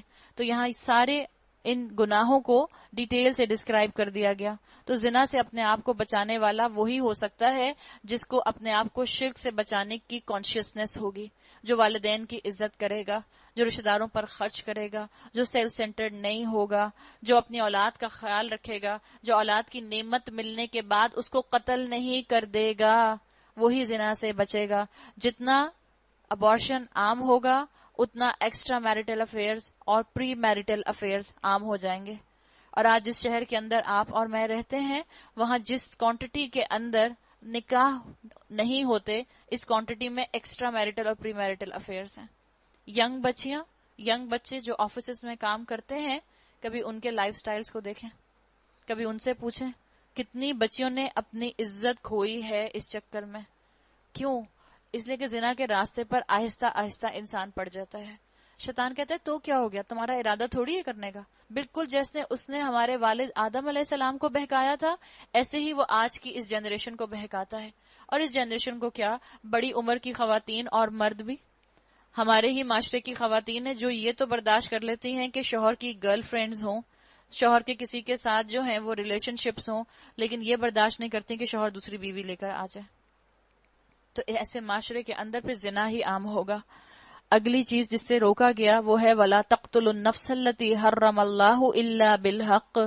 قتل نفس کا ارتکاب نہ کرو جسے اللہ نے حرام کیا ہے مگر حق کے ساتھ. بتا دیا گیا اسسٹڈ سوسائڈ نہ کرو، سوسائڈ نہ کرو، مرسی کلنگ نہ کرو، یوتھنیسیا نہ کرو. بتا دیا گیا کہ کسی انسان کو ٹارگٹ کل کر کے نہ مارو.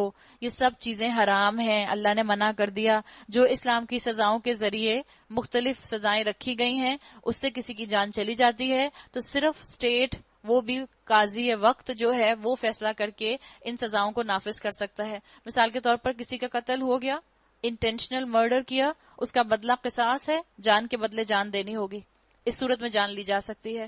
مثال کے طور پر کسی شادی شدہ مرد اور عورت نے زنا کیا، اس صورت میں ان کے لیے 4 گواہ بھی مل گئے، اسلامی سزا نافذ ہو گئی، اسلامک اسٹیٹ ہے، قاضی موجود ہے، شریعہ لا قائم ہے، تو اس صورت میں رجم کر کے سٹوننگ ٹو ڈیتھ والا معاملہ اس کے ساتھ کیا جائے گا تو جان لی جا سکتی ہے الا بالحق کے اندر. اور پھر کچھ اسکالرز کے مطابق اپوسٹیٹ مرتد کی سزا بھی یہ ہے کہ اس کو قتل کر دیا جائے. ان صورتحال کے علاوہ اور کوئی طریقہ کار نہیں ہے جس سے کسی انسان کی جان لی جا سکے. اور جو شخص مظلومانہ قتل کیا گیا ہو اس کے ولی کو ہم نے قصاص کے مطالبے کا حق عطا کیا ہے، پس چاہیے کہ وہ قتل میں حد سے نہ گزرے، اس کی مدد کی جائے گی. مال یتیم کے پاس نہ بھٹکو مگر احسن طریقے سے، یہاں تک کہ وہ اپنے شباب کو پہنچ جائے. وَأَوْفُوا بِالْعَهْدِ إِنَّ الْعَهْدَ كَانَ مَسْئُولًا. عہد کی پابندی کرو، بے شک عہد کے بارے میں تم کو جواب دہی کرنی ہوگی. پیمانے سے دو تو پورا بھر کر دو، اور تولو تو ٹھیک ترازو سے تولو، یہ طریقہ ہے جو بالحاظ انجام بہتر ہے. بتا دیا گیا کہ ہر کام کے اندر عہد کی پابندی رکھو، جو کمٹمنٹس کرو ان کمٹمنٹس کو پورا کرو. جب معاملہ عدل کرنے کا آئے تو عدل قائم کرو، جہاں مشورہ دینے کی بات آئے امانت کے ساتھ مشورہ دے دو. جب تمہارے اوپر کوئی ذمہ داری ڈالی جائے تو یاد رکھو ان العہد کان مسئولا، ہر عہد کی پاسداری ہوگی تو اس کی جواب دہی بھی اللہ تعالیٰ نے کرنی ہے. جو لوگ اپنے ماں باپ کی قدر نہیں کرتے اور پھر وہ چاہتے ہیں کہ اولاد ہماری فرما بردار رہے، اس کا مطلب ہے انہوں نے اپنے عہد کی تو پاسداری کی نہیں، تو یہ کیسے ایکسپیکٹ کر رہے ہیں کہ ان کی اولاد ان کے عہد کی پاسداری کرے گی. ہمارے والدین کی خدمت کرنے کا کوئی لیگل کانٹریکٹ نہیں ہوتا، لیکن مورل کانٹریکٹ ضرور ہوتا ہے. اور اللہ ہم سے ان مورل کانٹریکٹس کے بارے میں سوال کرے گا. کب؟ مالک یوم الدین، اس بدلے کے دن جس دن کا وہ مالک ہے، جس دن جس انسان کا جو حق ہے وہ اس کو دے دیا جائے گا. دنیا میں فزیکل لاز موجود ہیں، دنیا کے اندر لیگل لاز موجود ہیں. لیگل لاز کے مطابق کوئی گناہ کرے گا، کرمنل کہلائے گا، اس کو سزا مل جائے گی. مورل لاز کے مطابق کوئی غلطی کرے گا، گناہ کرے گا، ہو سکتا ہے اس کو دنیا میں سزا نہ ملے. جو اپنے والدین کو مثال کے طور پہ اولڈ ہوم میں چھوڑ کر آ جائے، کیا دنیا کا کوئی قانون اس کو جیل میں ڈال سکتا ہے؟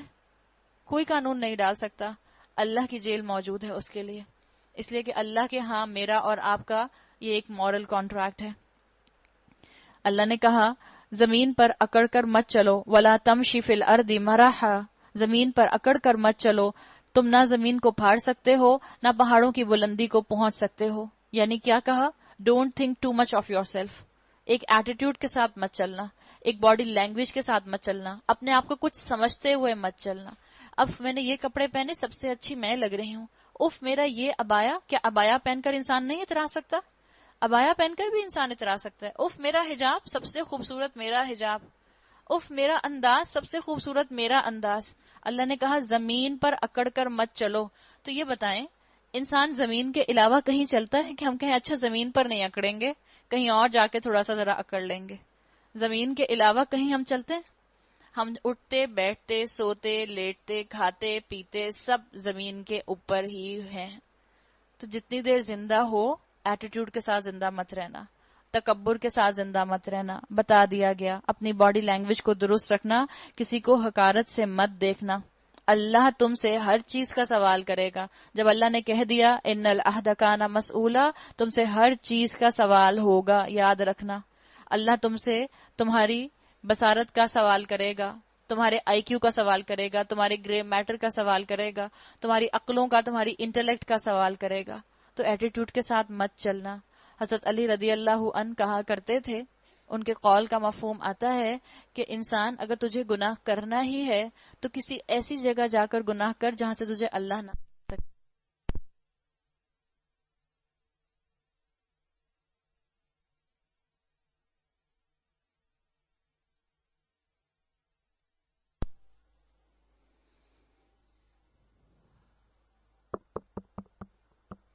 تو وہ کہتے تھے کہ کسی ایسی جگہ جا کر گناہ کرو جہاں تمہیں اللہ نہ دیکھ سکے. کیا ایسی کوئی جگہ ہے جہاں ہمیں اللہ نہ دیکھ سکتا ہو؟ تو پھر انسان کو گناہ کانشیسلی نہیں کرنا چاہیے. غلطی سے پاؤں پھسل جاتا ہے تو انسان معافی مانگ لے، لیکن انسان خود سے پلان کر کے گناہ نہ کرے. ان امور میں سے ہر ایک کا برا پہلو تیرے رب کے نزدیک ناپسندیدہ ہے. یہ وہ حکمت کی باتیں ہیں جو تیرے رب نے تجھ پر وحی کی ہیں. اللہ تعالیٰ نے یہاں واضح طور پر بتا دیا کہ یہ جو احکامات تمہیں دیے جا رہے ہیں، ان احکامات کے اوپر سوچ سمجھ کر عمل کرنا، اس میں تمہارے ہی فائدے ہیں. اور دیکھو، اور آخر میں پھر یہ بات کر دی کہ یہ اللہ کے ساتھ کسی کو شریک نہ ٹھہرانا. اور دیکھو، اللہ کے ساتھ کوئی دوسرا معبود نہ بنا بیٹھو ورنہ تم جہنم میں ڈال دیے جاؤ گے. یہ جو یہاں پر عربی میں الفاظ آئے ہیں، ان السمع والبصر والفؤاد کل اولئک کان عنہ مسئولا، فؤاد ذہانت کے لیے بھی آتا ہے اور فؤاد دل کو بھی کہتے ہیں. آپ نے لنثبت بہ فؤادک پڑھا ہے قرآن میں. اسی طرح دل کے لیے عربی میں ایک اور لفظ آتا ہے، آپ پڑھتے ہیں ثبت قلبی، قلب بھی آتا ہے دل کے لیے. ہم ان دونوں کا اردو میں ترجمہ کیا کرتے ہیں؟ دل. چاہے فؤاد ہو یا چاہے آپ کا قلب ہو، ہم دونوں کا ترجمہ کرتے ہیں دل، لیکن عربی میں دو مختلف الفاظ ہیں. تو ہمیشہ یاد رکھیں کہ عربی کے الفاظ کوئی بھی ایک لفظ دوسرے کا پرفیکٹ سبسٹیٹیوٹ نہیں ہوتا، ہر ایک کی اپنی کونوٹیشن ہے. فؤاد بھی دل کا ایک حصہ ہے جس کو سوچنے سمجھنے کے ساتھ اٹیچ کیا جاتا ہے. دل کے امام غزالی نے 4 حصے بتائے ہیں، لب، صدر، فؤاد، قلب. اور ان چاروں کے مختلف نام ہیں، ان چاروں کے مختلف کام ہیں، ان چاروں کی کیفیات انسان کے اوپر مختلف ہوتی ہیں. تو یہاں بتا دیا گیا کہ اگر تم نے کوئی بھی ایسا کام کیا جو اللہ تعالیٰ نے منع فرمایا ہے تو کیا ہوگا؟ اللہ تمہیں جہنم میں ڈال دے گا، ملامت زدہ اور ہر بہلائی سے محروم ہو کر. کیسی عجیب بات ہے کہ تمہارے رب نے تمہیں تو بیٹوں سے نوازا اور خود اپنے لیے ملائکہ کو بیٹیاں بنا لیا. بڑی جھوٹی بات ہے جو تم لوگ اپنی زبانوں سے نکالتے ہو. یہاں پر جو رکوع مکمل ہوا تو احکامات تورات جو تھے، جو انسانیت کی بقا کے لیے دیے گئے تھے، وہ بھی مکمل ہو گئے. اور بتا دیا گیا کہ کسی بھی سوسائٹی کے اندر تمہیں سوشل ریفارمز کرنی ہے، ان کا دار و مدار ان لاس کے اوپر ہو سکتا ہے. اسلام پہلے انسانوں کے ذہن بناتا ہے، پھر قانون سازی کرتا ہے. اسلام پہلے قانون نافذ نہیں کرتا، اسلام پہلے لوگوں کی تربیت کرتا ہے تاکہ لوگ اس قانون کو ایکسپٹ کر سکیں. تو آج جو قوم کے سردار ہیں، آج جو قوم کا مین کرکس ہے، جس کے اندر میڈیا بھی آتا ہے، اگر میڈیا لوگوں کی تربیت کرنا شروع کر دے اسلامی پوائنٹ آف ویو سے تو بہت اچھی طرح سے نیکی پروموٹ ہو سکتی ہے، تربیت ہو سکتی ہے، قرآن احادیث کی باتیں پروموٹ ہو سکتی ہیں. تو اللہ تعالیٰ نے بتا دیا کہ یہ بیسک سوشل ریفارمز ہیں. اگر کوئی بھی معاشرہ، چاہے وہ مسلم معاشرہ ہے چاہے وہ نان مسلم معاشرہ ہے، اگر وہ ان احکامات کو اپنے معاشرے پر اپلائی کرے گا تو وہ اپنے معاشرے میں اس کے ثمرات دیکھ لے گا، اس کے فائدے دیکھ لے گا. اس رکوع کے ساتھ یہاں پر یہ بات جو ہے مکمل کر دی گئی. اور آپ یہ دیکھیں کہ یہ مکی صورت ہے. یہاں پر جو احکامات دیے گئے ہیں، یہ احکامات دیے گئے کسی معاشرے کو بنانے کے لیے. ابھی مکہ میں تو مسلمانوں کا معاشرہ قائم نہیں ہوا تھا، تو یہاں پر اویئرنیس دے دی گئی کہ دیکھو کون سے قوانین تمہیں آگے چل کر اپنے معاشرے میں قائم کرنے ہوں گے جن سے تمہیں نفع نقصان ہوگا، اور جن سے تمہیں، اگر تم ان سے بچو گے، ان گناہوں سے جن سے روکا گیا ہے، تو تمہارا معاشرہ بہت تیزی سے ترقی کرے گا. ایک دفعہ لوگوں کو بتا دیں کہ یہ غلطی ہے، ان کے ذہنوں میں اس چیز کو بٹھا دیں، پھر آپ دیکھیں وہ خود اس سے رکتے ہیں. مثال کے طور پر اب کیا ٹی وی پر بار بار ان کو اناؤنس کرنا پڑتا ہے، ریڈیو پہ بار بار اناؤنس کرنا پڑتا ہے، اخباروں میں بار بار جو ہے ان کو ہیڈ لائنز ڈالنی پڑتی ہیں، نیوز چینل کے اندر ٹکرز چلانے پڑتے ہیں کہ سب بوائل پانی پیئیں، سب بوائل پانی پیئیں، سب بوائل پانی پیئیں؟ کوئی بھی نہیں کہتا. اور ہم سب کون سا پانی پیتے ہیں؟ ٹیپ واٹر تو نہیں پیتا کوئی بھی، سب بوائل واٹر پیتے ہیں. کیوں؟ اویئرنیس آ گئی ہے نا. تو جب اویئرنیس آ جائے گی دین کی بھی تو پھر بار بار ایک چیز کے کہنے کی ضرورت نہیں پڑے گی. اور اویئرنیس کیسے آتی ہے؟ انڈاکٹرینیشن کر کے، کہہ کر، بتا کر، سمجھا کر، ایک ہی چیز کو کئی دفعہ کہہ کر، اور اس کے بعد جب ذہن بن جاتے ہیں تو انسان پھر مورل ایتھکس کو لینے کے لیے تیار ہو جاتا ہے. تو بتا دیا گیا کہ جس معاشرے میں یہ قوانین آ جائیں گے وہاں سکون ہوگا، جہاں یہ قوانین نہیں ہوں گے وہاں بے چینیاں آ جائیں گی. وَلَقَدْ صَرَّفْنَا فِي هَذَا الْقُرْآنِ لِيَذَّكَّرُوا، ہم نے اس قرآن میں طرح طرح سے لوگوں کو سمجھایا کہ ہوش میں آئیں، مگر وہ حق سے اور زیادہ دور ہی بھاگے چلے جا رہے ہیں. یعنی اللہ تو ہدایت پر انسان کو لانا چاہتا ہے، یہ انسان ہی کا مزاج ہے کہ اللہ کے راستے کی بجائے شیطان کے راستے کی طرف چلتا ہے. اے نبی صلی اللہ علیہ وسلم، ان سے کہو کہ اگر اللہ کے ساتھ دوسرے خدا بھی ہوتے جیسا کہ یہ لوگ کہتے ہیں تو وہ مالک عرش کے مقام کو پہنچنے کی ضرور کوشش کرتے.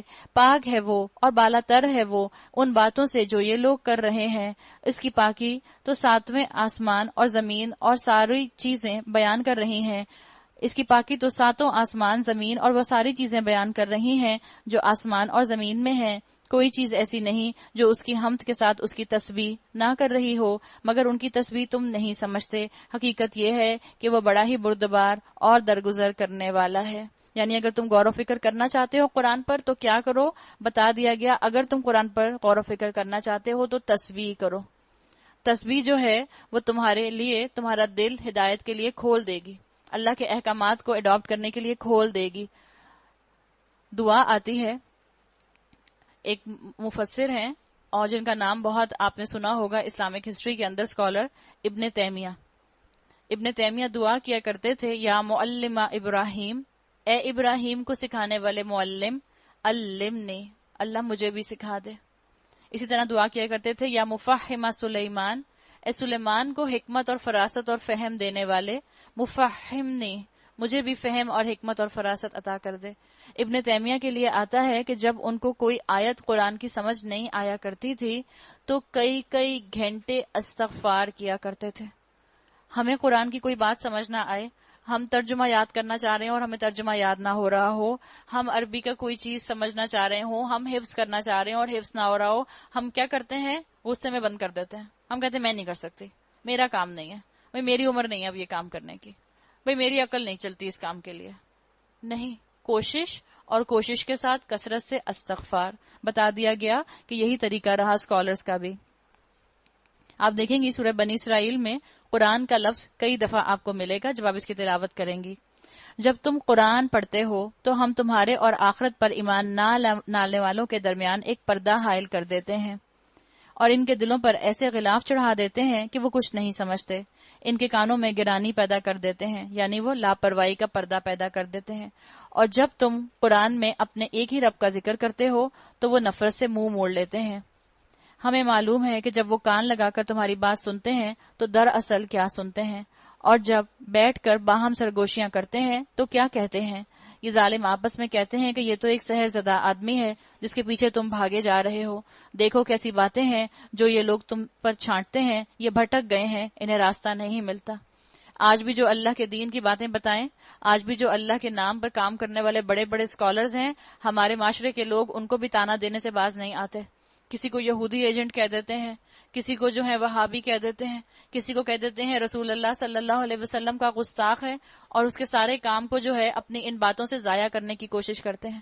لیکن آپ دیکھ لیں جتنا اللہ اور اللہ کے رسول صلی اللہ علیہ وسلم کی باتوں کو، جو لوگ ان کی باتوں کو بتا رہے ہیں، ان کی باتوں کو جھٹلایا جا رہا ہے، اتنا دنیا کے اندر بروکن ہومز ہیں، اتنا دنیا کے اندر پیس اور پراسپیرٹی ویسی نظر نہیں آ رہی جیسی کہ آ سکتی ہے. جتنا اللہ کی کتاب کو ریجیکٹ کیا جا رہا ہے اتنا ہی آپ دیکھیں اتنی میڈیسنز آنے کے باوجود، اتنی ترقی کے باوجود کیا بیماریاں بڑھتی نہیں جا رہی؟ کیا آزمائشیں بڑھتی نہیں جا رہی؟ اتنے بڑے بڑے گھر، اتنے بڑے بڑے ایسٹس کے باوجود کیا ماں باپ اپنی عمر کے آخری حصے میں خالی ہاتھ نہیں رہ جاتے؟ ہم نے چاند تک کو تو کانکر کر لیا، فتح کر لیا، اپنے پڑوسی کو ہم جانتے نہیں ہیں.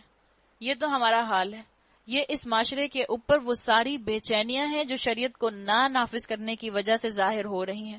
تو اللہ تعالیٰ نے یہ بات واضح کر دی کہ جو بھٹک جاتا ہے پھر اس کو راستہ نہیں ملتا. وقالوا، اور وہ کہتے ہیں، اذا كنا عظاما ورفاتا ائنا لمبعوثون خلقا جديدا. وہ کہتے ہیں جب ہم صرف ہڈیاں اور خاک ہو کر رہ جائیں گے تو کیا ہم نئے سرے سے پیدا کر کے اٹھائے جائیں گے؟ ایک طرح سے اس میں ان کا اعتراض سے زیادہ خوف جھلک رہا ہے کہ شاید ان کو محسوس ہو رہا ہے کہ یہ جو ہماری وشفل تھنکنگ ہے کہ ہم نہیں اٹھائے جائیں گے، کہیں ایسا نہ ہو کہ سچ مچ قیامت آ جائے. دل کے اندر کہیں نہ کہیں احساس دبا ہوا ہوتا ہے، اس لیے کہ پائلٹ فلیم اللہ کی معرفت کا تو ہے نا موجود اندر، اس کو غفلت کے پردوں میں چھپا دیا وہ الگ بات ہے. لیکن جب اتنا باہر کے لوگ بولتے ہیں قیامت آئے گی، حساب کتاب ہوگا، اکاؤنٹیبلٹی ہوگی، اللہ کے رسول تمہارے خلاف گواہی دیں گے، وہ پیغام پہنچا کر چلے گئے، تو ایک دل کے اندر خیال تو آتا ہے. اور پھر وہ خیال کیا آتا ہے؟ اللہ کرے قیامت نہ ہی آئے. پہلے آتا ہے کہیں آ تو نہیں جائے گی سچ مچ، اور جب آنے لگتا ہے تو انسان سوچتا ہے کہ نہ، اللہ نہ کرے قیامت آئے. تو اللہ تعالیٰ نے ان کے خوف کو یہاں کھول کر رکھ دیا ہے. ان سے کہو تم پتھر یا لوہا بھی ہو جاؤ، یا اس سے بھی زیادہ سخت کوئی چیز جو تمہارے ذہنوں میں قبول حیات سے بعید تر ہے، پھر بھی تم اٹھ کر رہو گے. یہاں بتا دیا گیا ہاں تمہیں ضرور اٹھا چلے گئے، تو ایک دل کے اندر خیال تو آتا ہے. اور پھر وہ خیال کیا آتا ہے؟ اللہ کرے قیامت نہ ہی آئے. پہلے آتا ہے کہیں آ تو نہیں جائے گی سچ مچ، اور جب آنے لگتا ہے تو انسان سوچتا ہے کہ نہ، اللہ نہ کرے قیامت آئے. تو اللہ تعالیٰ نے ان کے خوف کو یہاں کھول کر رکھ دیا ہے. ان سے کہو تم پتھر یا لوہا بھی ہو جاؤ، یا اس سے بھی زیادہ سخت کوئی چیز جو تمہارے ذہنوں میں قبول حیات سے بعید تر ہے، پھر بھی تم اٹھ کر رہو گے. یہاں بتا دیا گیا ہاں تمہیں ضرور اٹھایا جائے گا. اپنے شک کو یقین میں بدل لو. اگر تم فوسلائزڈ بھی ہو جاؤ گے، اگر تمہاری ہڈیاں فوسلائزڈ بھی ہو جائیں گی تو بھی اللہ نکال لے گا. یاد رکھو بتا دیا گیا وہ ضرور پوچھیں گے کون ہے وہ جو ہمیں پھر زندگی کی طرف پلٹا کر لائے گا. جواب میں کہو وہی جس نے پہلی بار تم کو پیدا کیا. وہ سر ہلا ہلا کر پوچھیں گے اچھا تو یہ کب ہوگا؟ سر ہلا ہلا کر پوچھیں گے. جیسے کسی نے کہا کہ آج کے دور میں بال جھٹک کر چوئنگم چباتے ہوئے کمر پر ہاتھ رکھ کے پوچھیں گے اچھا ذرا بتاؤ تو کب ہوگا. بالکل یہ انداز اللہ تعالیٰ نے یہاں بتایا کہ وہ سر ہلا ہلا کر پوچھیں گے. تم کہو کیا عجب کہ وہ وقت قریب ہی آ لگا ہو جس روز وہ تمہیں پکارے گا، تم اس کی حمد کرتے ہوئے اس کی پکار کے جواب میں نکل آؤ گے، اور تمہارا گمان اس وقت یہ ہوگا کہ ہم بس تھوڑی ہی دیر میں اس حالت میں پڑے رہیں گے. قرآن نے ورڈ پکچر کھینچ دی ہے اور بتا دیا ہے قرآن نے کہ آپ اپنے جذبات کو بھٹکنے نہ دیں. یہ جو قرآن کہہ رہا ہے قیامت آئے گی تو یقین رکھو کہ قیامت آئے گی، اور اسی یقین کے ساتھ آگے اللہ کے کلام کو پڑھتے جاؤ اور سمجھتے جاؤ. اور یاد رکھیں اللہ کے کلام کو سمجھنے جب آپ اور میں بیٹھیں گے، ہمارا نفس اگر شیطان نہیں ہوگا تو ہمیں اس قرآن سے سننے سے ضرور روکے گا. ہم نے کہا ہے نا شیطان تو آج کل بند ہے، شیطانوں کو تو اللہ نے لاک کر دیا، پھر بھی کیوں ہمیں قرآن کی محفل میں نیند آ جاتی ہے؟ پھر بھی کیوں ہمارا ذہن بھٹک جاتا ہے؟ پتہ چلتا ہے آدھا گھنٹہ پہلے ہم سن رہے تھے کہ اچھا قرآن کو ٹکڑے ٹکڑے نہ کرو، یہ بتایا جا رہا ہے، اور پتہ چلا جب آدھے گھنٹے کے بعد میرا ذہن واپس آیا کلاس کے اندر تو معلوم ہوا کہ قوموں کا قصہ چل رہا ہے، اور پتہ ہی نہیں چلا کہ درمیان میں کیا کچھ بات ہو گئی. تو یہ ہوتا ہے جب شیطان نہیں ہوتا تو ہمارا نفس ہمیں بھٹکاتا ہے. اور ہم نے اپنے نفس کو کیسا بنایا ہوا ہے، ان 3 نفسوں میں سے یاد کر لیں جو ہم نے سورہ یوسف میں ڈسکس کیے تھے. ان 3 نفوس میں سے جیسا نفس ہم نے اپنا بنایا ہے، اگر برائی کا حکم دینے والا نفس میرا ہے، نفس امارہ، تو پھر وہ مجھے اور آپ کو وہی کام کرواتا ہے جو کام شیطان کرواتا ہے. اس کی غیر موجودگی میں وہ نفس امارہ وہی رول پلے کرتا ہے. تو بتا دیا گیا کہ اللہ کے کلام کو غور سے سنو. ہوتا یہی ہے کہ جب انسان روزے کے اندر ہوتا ہے اور اس کا ہائپوگلیسمیا جو ہے وہ سیٹل ہونا شروع ہوتا ہے تو اس کو نیند آنا شروع ہو جاتی ہے، آنکھیں بند ہونا شروع ہو جاتی ہیں. تو کیا کیا کریں؟ ایک کلاس میں جہاں میں دوپہر میں جا رہی ہوں وہاں میں نے ایک ایکٹیویٹی کہی تھی ان سے کہ اب مجھے جو سوتا ہوا نظر آئے گا میں آپ سب کو کھڑا کر دوں گی، کرسیوں پہ نہیں، اپنے اپنے پیروں پہ.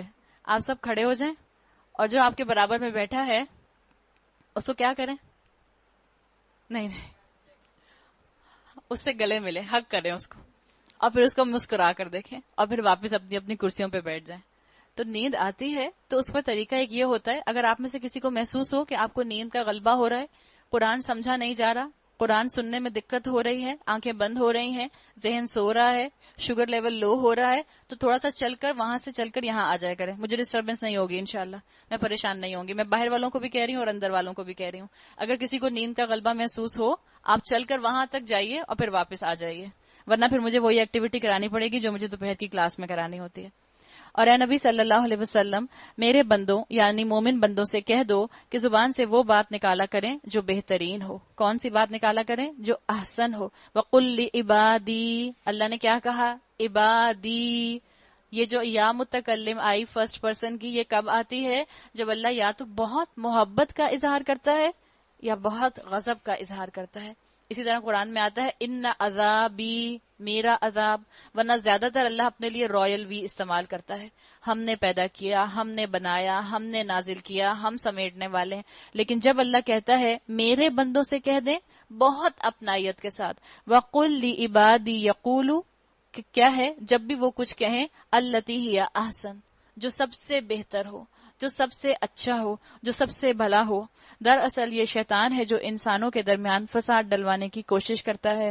حقیقت یہ ہے کہ شیطان انسان کا کھلا دشمن ہے.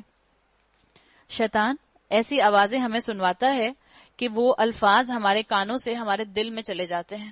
آپ دیکھیں، جو آپ سنتے ہیں، جو آپ دیکھتے ہیں، ویسے ہی الفاظ آپ استعمال کرتے ہیں. آپ اپنے بچے کو کسی ایسی میٹ کے حوالے نہیں کرتے، چھوٹے بچے کو جس کی لینگویج اچھی نہ ہو. مثال کے طور پر بہت بری لینگویج بولتی ہے، یا آپ کو نظر آ رہا ہے کہ وہ اردو نہیں بولتی، چلیں کسی اور زبان میں ہی بات کرتی ہے. اگر آپ اپنے چھوٹے سے بچے کو، سال بھر کے بچے کو اس کے ساتھ زیادہ وقت چھوڑیں گے تو وہ اس کی زبان سیکھ لے گا، آپ کی زبان نہیں سیکھے گا. تو آپ کہتے ہیں کہ نہیں، میں اپنے بچے کے ساتھ کسی ایسی میٹ کو رکھوں کہ جس کی زبان صاف زبان ہو، جو ابیوسو لینگویج بھی استعمال نہ کرتی ہو، تاکہ آپ کا بچہ وہ زبان نہ سیکھے. تو جس طرح آپ جو باتیں دیکھتے ہیں، جو ماحول آپ کے ارد گرد ہوتا ہے، جو باتیں آپ سنتے ہیں، آپ کی زبان سے ویسے ہی الفاظ نکلتے ہیں. تو بتا دیا گیا حقیقت میں شیطان انسان کا کھلا دشمن ہے. پہلے کہا گیا اچھی بات کرو، پھر کہا گیا شیطان انسان کا کھلا دشمن ہے. یہ بتا دیا گیا کہ شیطان کی آوازوں پر کان مت دھرو. شیطان کی آوازیں زیادہ سنو گے تو پھر تم بھلی بات نہیں کر سکو گے، احسن بات نہیں کر سکو گے.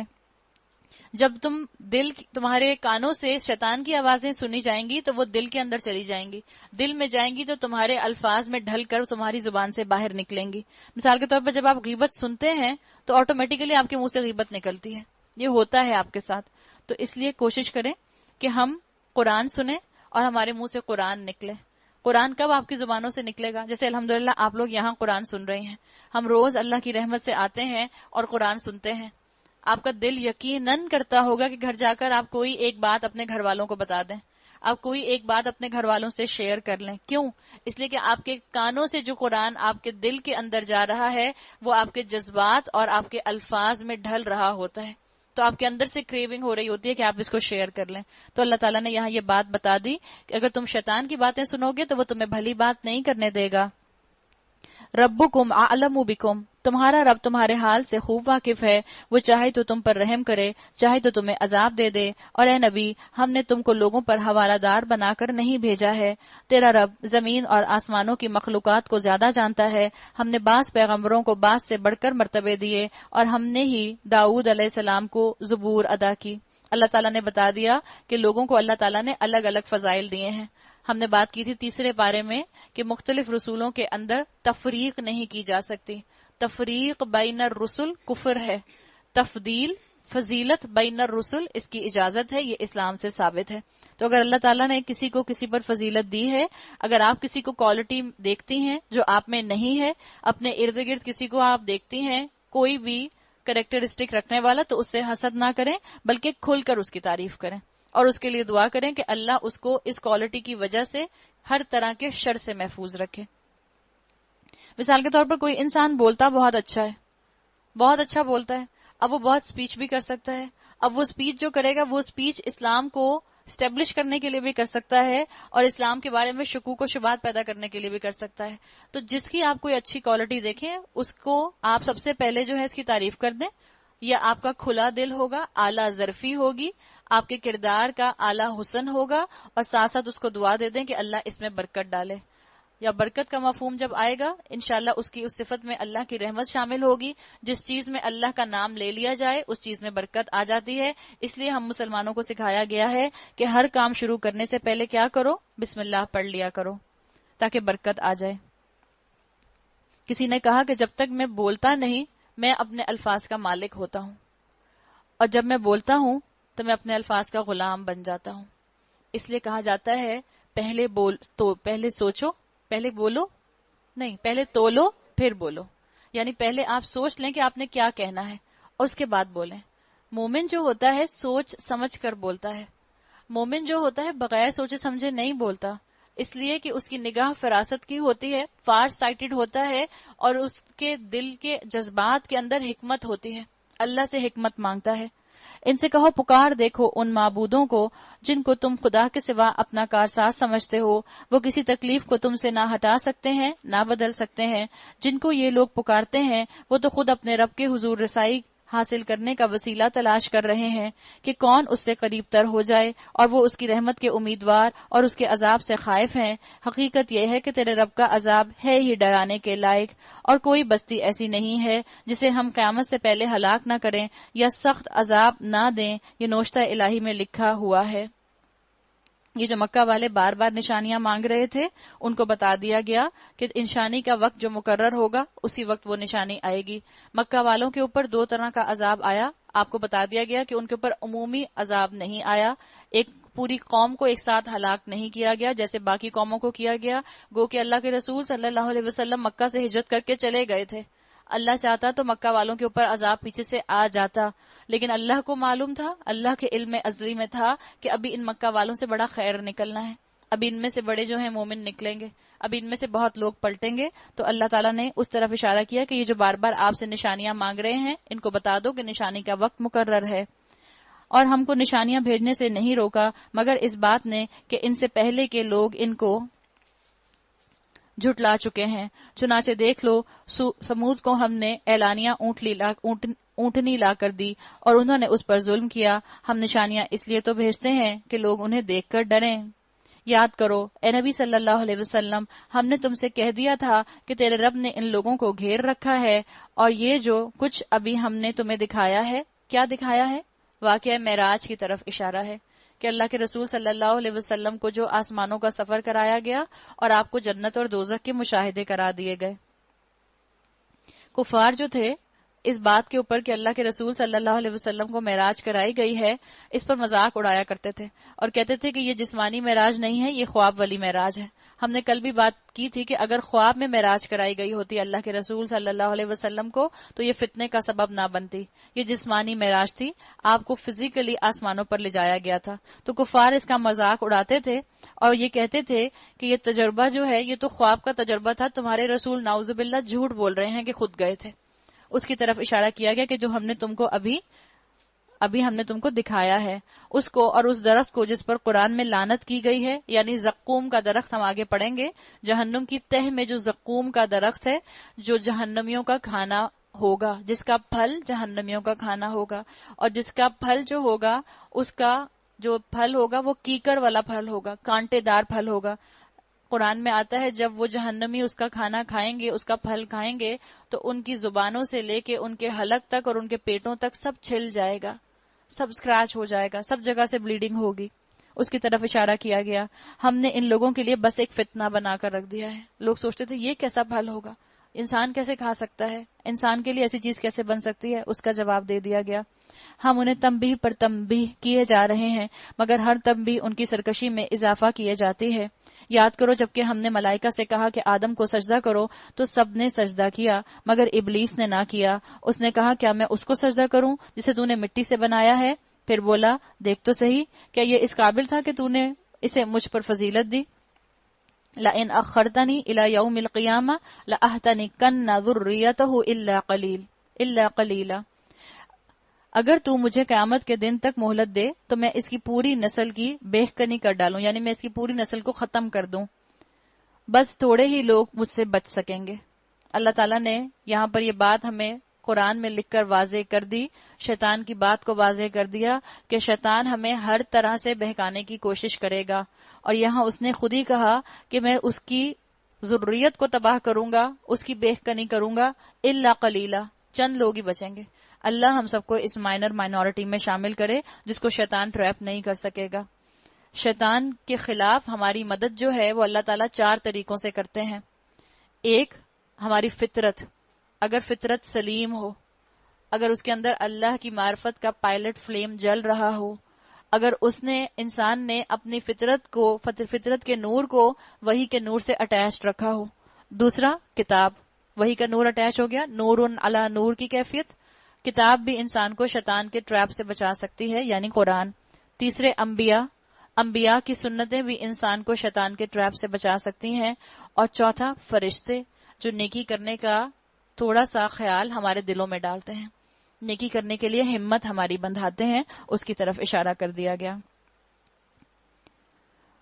اللہ تعالیٰ نے فرمایا، اچھا تو جا، ان میں سے جو بھی تیری پیروی کریں تجھ سمیت ان سب کے لیے جہنم ہی بھرپور جزا ہے۔ تو جس کو اپنی دعوت سے پھسلا سکتا ہے پھسلا لے، ان پر اپنے سوار اور پیادے چڑھا دے، مال اور اولاد میں ان کے ساتھ ساجھا لگا اور ان کو وعدوں کے جال میں پھانس۔ بتا دیا گیا کہ تم جس طرح بھی ان کو پھنسانا چاہ رہے ہو پھنسا لو۔ شیطان کی کامیابی یہی ہے کہ آپ اور میں شیطان کی باتوں کو، ان شوگر کوٹڈ باتوں کو پہچان نہ سکیں اور اس کے دھوکے میں آ جائیں۔ اور یاد رکھیں، دنیا میں انسان اس کے دھوکے میں آتا ہے، اور اس کو وہ سارے جو وعدے دنیا میں کرتا ہے، قیامت میں کہہ دے گا انی بری ہوں، میں تو بری ہوں، میں تو جھوٹ بولتا تھا، اللہ کے وعدے سچے ہیں، مجھے چھوڑ دو۔ تو اپنے گھروں کو شیطان کی آوازوں سے پاک کرنے کی ضرورت ہے، ورنہ اس نے تو کہہ دیا ہے کہ میں ہر طرف سے آؤں گا۔ بِصَوْتِكَ مِنْهُمْ بِصَوْتِكَ وَاسْتَفْزِزْ مِنَ اسْتَطَعْتَ مِنْهُمْ بِصَوْتِكَ۔ شیطان کی آواز کون سی ہے؟ شیطان کی آواز، اسکالرز کہتے ہیں تمام میوزیکل انسٹرومنٹس شیطان کی آوازیں ہیں۔ ہم سوچ لیں، ایسی رنگ ٹونز بھی لگاتے ہوئے احتیاط رکھا کیجئے، اس لیے کہ ہمارے موبائل فونز کے اندر ایسی رنگ ٹونز ہوتی ہیں جو رنگ ٹونز فل فلیج میوزک آرکیسٹرا بج رہا ہوتا ہے، اور ہم ویسے اگر میوزک سے اپنے آپ کو بچا رہے ہیں، کوئی سانگ نہیں سن رہے، کوئی ویڈیو نہیں دیکھ رہے، کوئی سی ڈی نہیں دیکھ رہے، کوئی ڈی وی ڈی نہیں سن رہے، لیکن ہم نے میوزک کی رنگ ٹون اپنے موبائل میں لگائی ہوئی ہے، تو we have to be very careful, اس لیے کہ وہ بھی میوزک ہے۔ اسکالرز نے کہہ دیا میوزیکل انسٹرومنٹ شیطان کی آوازیں ہیں۔ اسی طرح اللہ کے بندے اس آواز کو پہچان جاتے ہیں جو شیطان کی آوازیں ہیں۔ ہر وہ آواز جو اپنے خاندان کے بلند ہونے کا نعرہ لگائے وہ بھی شیطان کی آواز ہے۔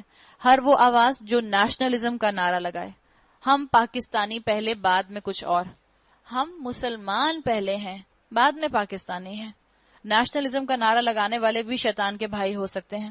اللہ کی نافرمانی کی طرف جو بلائے وہ بھی شیطان کی آواز۔ ابن عباس کے مطابق رضی اللہ عنہ کے مطابق شیطان کی آواز کیا ہے؟ موسیقی، آل کائنڈ آف میوزک، ابن عباس نے کہہ دیا شیطان کی آواز ہے۔ تعصب کا نعرہ لگانے والا شیطان کی آواز، شرک کی طرف لانے والا شیطان کی آواز۔ ایسے لگتا ہے اس آیت کو پڑھیں کہ شیطان کی فوج ہے جو چلی آ رہی ہے، ہماری طرف دوڑے آ رہی ہے ہم پر حملہ کرنے کے لیے۔ ایک فوج کے بارے میں آپ کو پتا چلے کہ صبح آپ کے اوپر حملہ کرنے والی ہے تو آپ اپنی نیند پوری نہیں کر سکتے، آپ اپنی تیاری شروع کر دیتے ہیں۔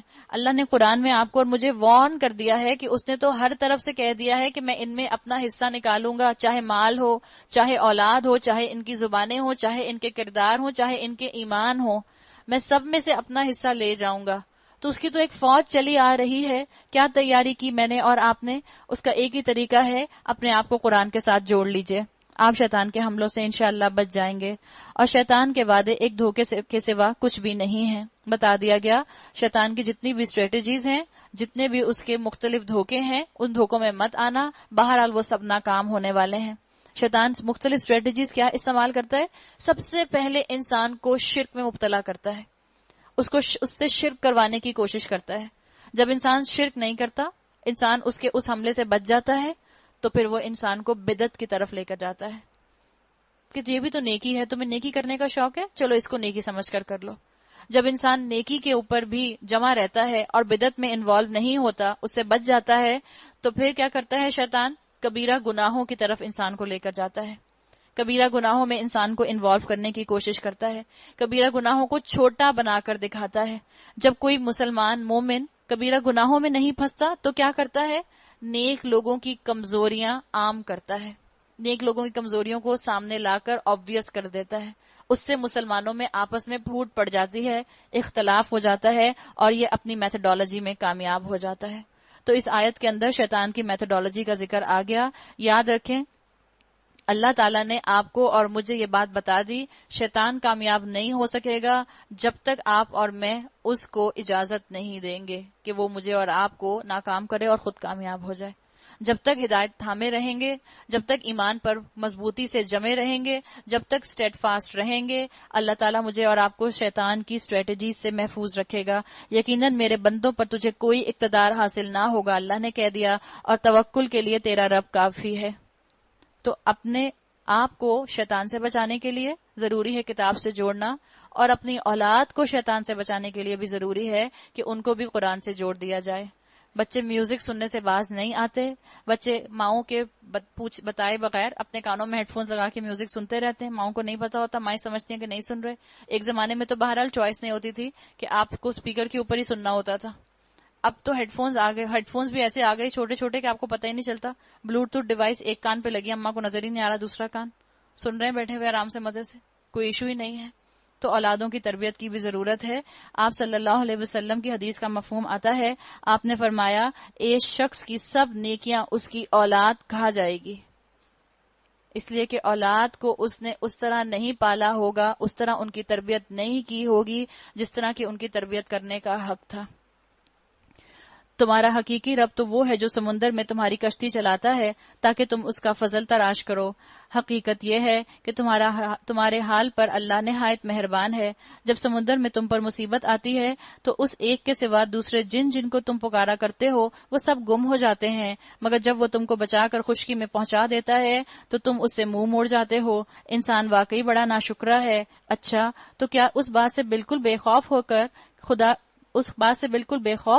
کہ خدا کبھی خشکی پر تم ہی کو زمین میں دھسا دے، یا تم پر پتھراؤ کرنے والی آندھی بھیج دے، اور تم اس سے بچانے والا کوئی حمایتی نہ پاؤ؟ اور کیا تمہیں اس کا اندیشہ نہیں کہ خدا پھر کسی وقت سمندر میں تم کو لے جائے اور تمہاری ناشکری کے بدلے تم پر سخت طوفانی ہوا بھیج کر تمہیں غرق کر دے، اور تم کو ایسا کوئی نہ ملے جو اس سے تمہارے اس انجام کی پوچھ گچھ کر سکے؟ یہ تو ہماری عنایت ہے کہ ہم نے بنی آدم کو بزرگی دی اور انہیں خشکی اور تری میں سواریاں عطا کیں، ان کو پاکیزہ چیزوں سے رزق دیا اور اپنی بہت سی مخلوقات پر انہیں نمایاں فوقیت بخشی.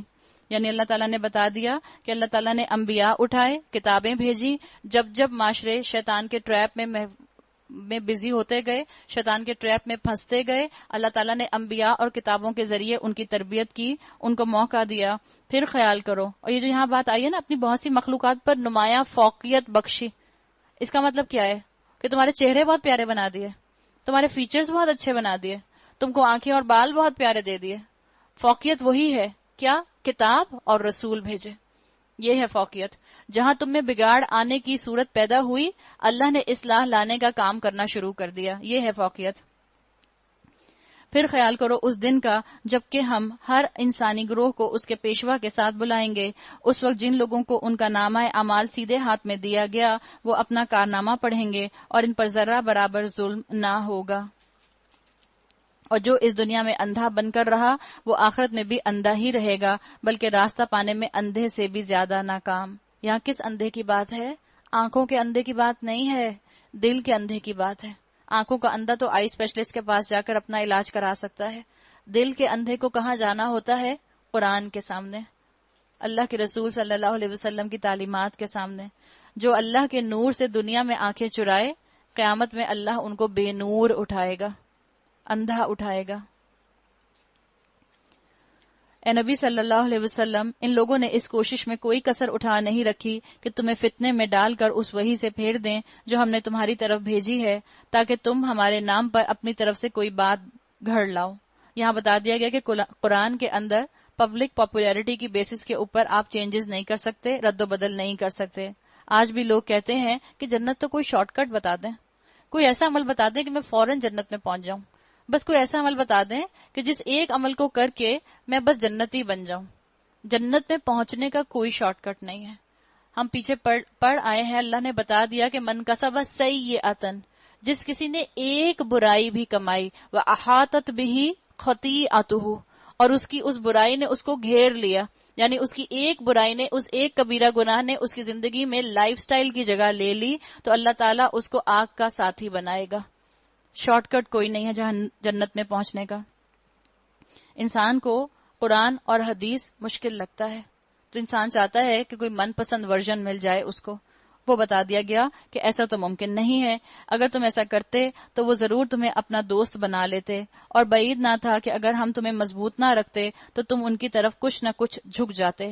خطاب رسول اللہ صلی اللہ علیہ وسلم سے ہے، عتاب لوگوں کی طرف ہے کہ جو کتاب میں تبدیلی کے مطالبے کر رہے تھے ان کو بتا دیا گیا کہ اگر کوئی کتاب میں تبدیلی کی کوشش کرے گا تو اللہ اس کو عذاب دے گا. اور ایڈریس کیا گیا رسول اللہ صلی اللہ علیہ وسلم کو تاکہ لوگ بھی اس چیز کو اپنے لیے مشعل راہ بنا لیں. اور آخر میں دوہرے عذاب کا اس کو مزہ چکھاتے، پھر ہمارے مقابلے میں کوئی مددگار تم نہ پاتے. اور یہ لوگ اس بات پر بھی تلے رہے ہیں کہ تمہارے قدم اس سرزمین سے اکھاڑ دیں اور تمہیں یہاں سے باہر نکال کریں، لیکن اگر یہ ایسا کریں گے تو تمہارے بعد یہ خود یہاں کچھ زیادہ دیر نہ ٹھہر سکیں گے. یہ ہمارا مستقل طریقہ کار ہے جو ان سب رسولوں کے معاملے میں ہم نے برتا ہے جنہیں تم سے پہلے ہم نے بھیجا تھا، اور ہمارے طریقہ کار میں تم کوئی تغیر نہ پاؤ گے. اقم الصلاۃ لدلوک الشمس الی غسق اللیل وقرآن الفجر ان قرآن الفجر کان مشہودا. نماز قائم کرو زوال آفتاب سے لے کر رات کے اندھیرے تک، اور فجر کے قرآن کا بھی اہتمام کرو کیونکہ قرآن فجر مشہود ہوتا ہے. یعنی نماز میں، فجر کی نماز میں جو فجر کی جماعت ہوتی ہے، اگر آپ جماعت پڑھ رہے ہیں تو اس میں بھی، یا اگر آپ گھر میں پڑھ رہے ہیں اس میں بھی اپنی رکعت کے اندر طویل قیام کرنے کی کوشش کریں. ایک دو صورتیں ضرور ایسی یاد کر لیں جس کو آپ فجر کی نماز میں آسانی سے پڑھ سکیں. تو یہاں بتا دیا گیا کہ فجر کی نماز جہاں چھوڑنا کبیرہ گناہ ہے، وہاں فجر کی نماز کے اندر طویل قیام کرنا یہ بہت ہی پسندیدہ عمل ہے. اور یاد رکھیں جس نے فجر کی نماز چھوڑ دی، قضا کر دی، اس نے اپنے دن کا آغاز کبیرہ گناہ سے کیا. اور جس نے اپنے دن کا آغاز کبیرہ گناہ سے کیا پھر سارا دن اس کا کیسے گزرے گا آپ خود جانتے ہیں. صبح اٹھتے ساتھ آپ کو فون آ جائے کہ آج آپ کی میڈ نہیں آ رہی، اور آپ کی دو میڈ جو دونوں نے کہہ دیا وہ آج نہیں آ رہی، تو پھر آپ کا موڈ کیسا رہتا ہے سارا دن؟ سارا دن آپ ٹینس رہتے ہیں، سارا دن آپ پریشان رہتے ہیں. کبیرہ گناہوں کے اثرات ہوتے ہیں، جیسے نیکیوں کے اثرات ہوتے ہیں ایسے ہی گناہوں کے اثرات بھی ہوتے ہیں. تو فجر کی نماز کا خاص اہتمام کریں اور کوشش کریں زیادہ حفظ کر لیں کوئی ایک دو صورتیں لمبی، تاکہ آپ فجر کی نماز میں، فجر کے فرائض میں وہ صورتیں پڑھ کر اپنے قیام کو طویل کر سکیں.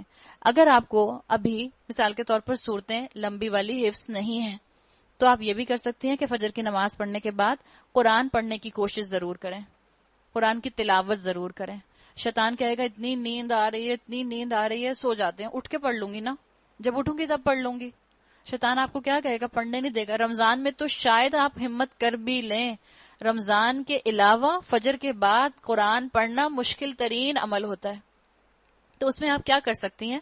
آپ اپنے آپ سے کہیں اچھا ایسا کرتی ہوں ذرا قرآن اٹھا کر دیکھ لیتی ہوں کیسا ہے. اٹھا کر دیکھ لیں، کہیں اچھا بس کھول کر دیکھتی ہوں پھر بند کر دوں گی.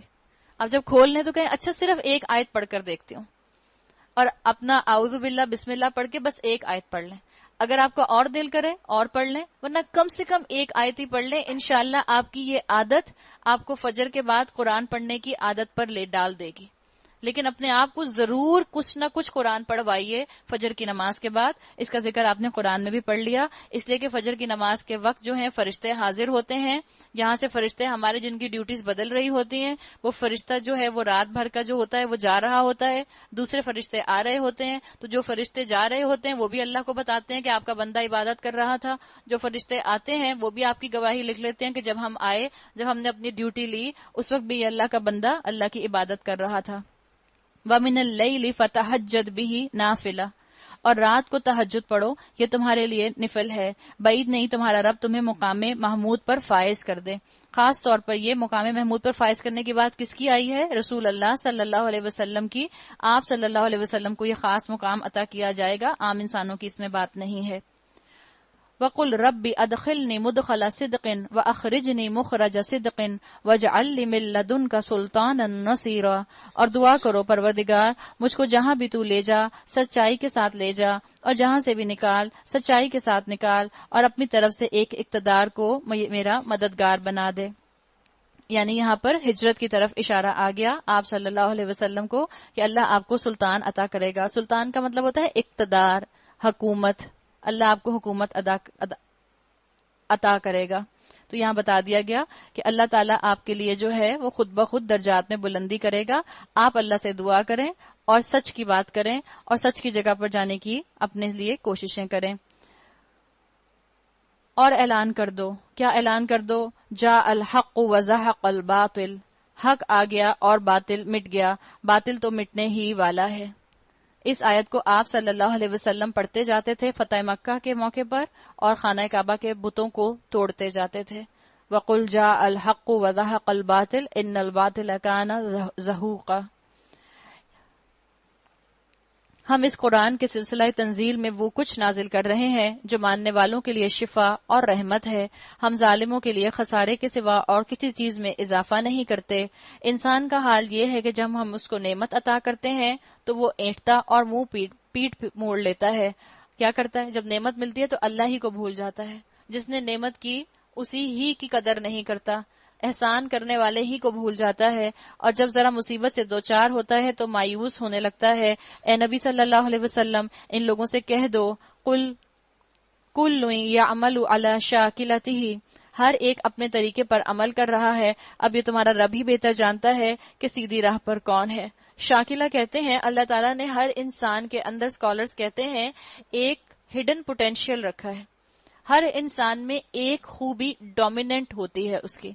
کسی کے اندر سوچنے سمجھنے کی کوالٹی ڈومیننٹ ہوتی ہے، کسی کے اندر گفتگو کرنے کی کوالٹی ڈومیننٹ ہوتی ہے، کسی کے اندر بات کو معاملہ فہمی تک پہنچنے کی خاصیت جو ہے وہ زیادہ صلاحیت کے ساتھ ہوتی ہے، کسی کے اندر پلاننگ کرنے کی خاصیت ہوتی ہے، کسی کے اندر اعتماد زیادہ ہوتا ہے، کسی کے اندر جو ہے وہ دلائل کے ساتھ بات کرنے کی کوالٹی ہوتی ہے.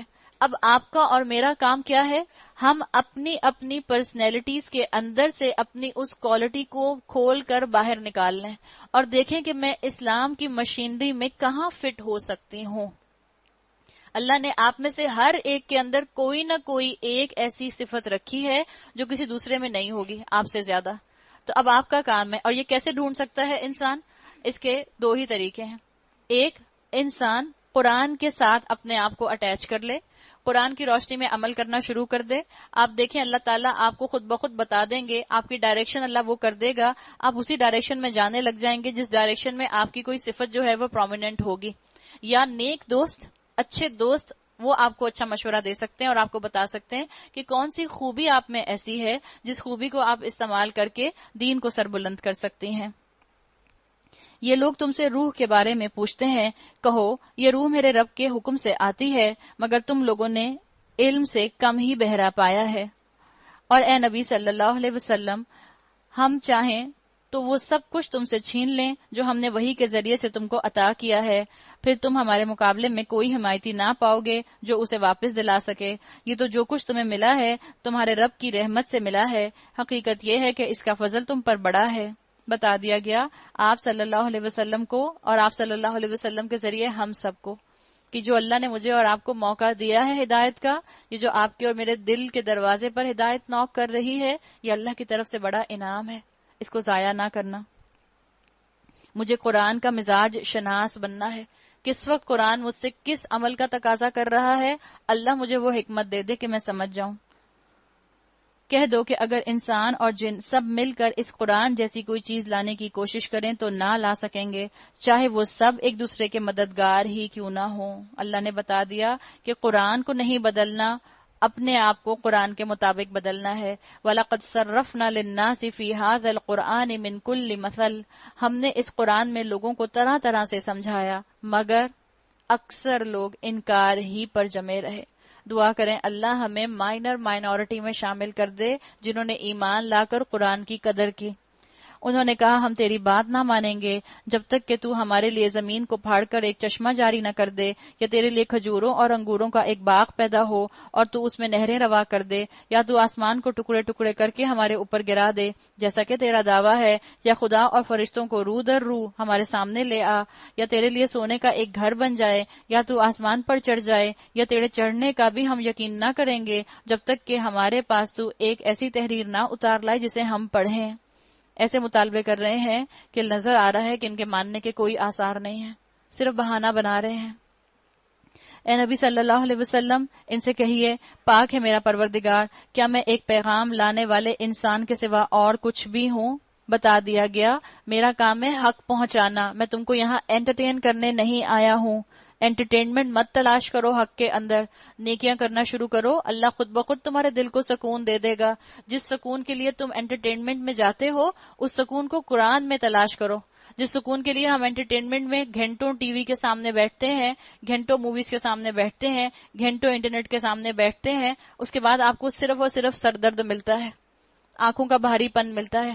قرآن کے سامنے بیٹھے، اللہ آپ کے دل کو سکون دے گا۔ اللہ نے کہا ہے الا بذکر اللہ تطمئن القلوب، یقیناً آگاہ رہو کہ دلوں کا اطمینان اللہ کے ذکر ہی میں ہے۔ لوگوں کے سامنے جب کبھی ہدایت آئی تو اس پر ایمان لانے سے ان کو کسی چیز نے نہیں روکا مگر ان کے اسی قول نے کہ کیا اللہ نے بشر کو پیغمبر بنا کر بھیج دیا۔ اس دور کا شرک کیا تھا کہ وہ کہا کرتے تھے کہ یہ کیسے ممکن ہے کہ اللہ کسی انسان کو نبی بنا دے۔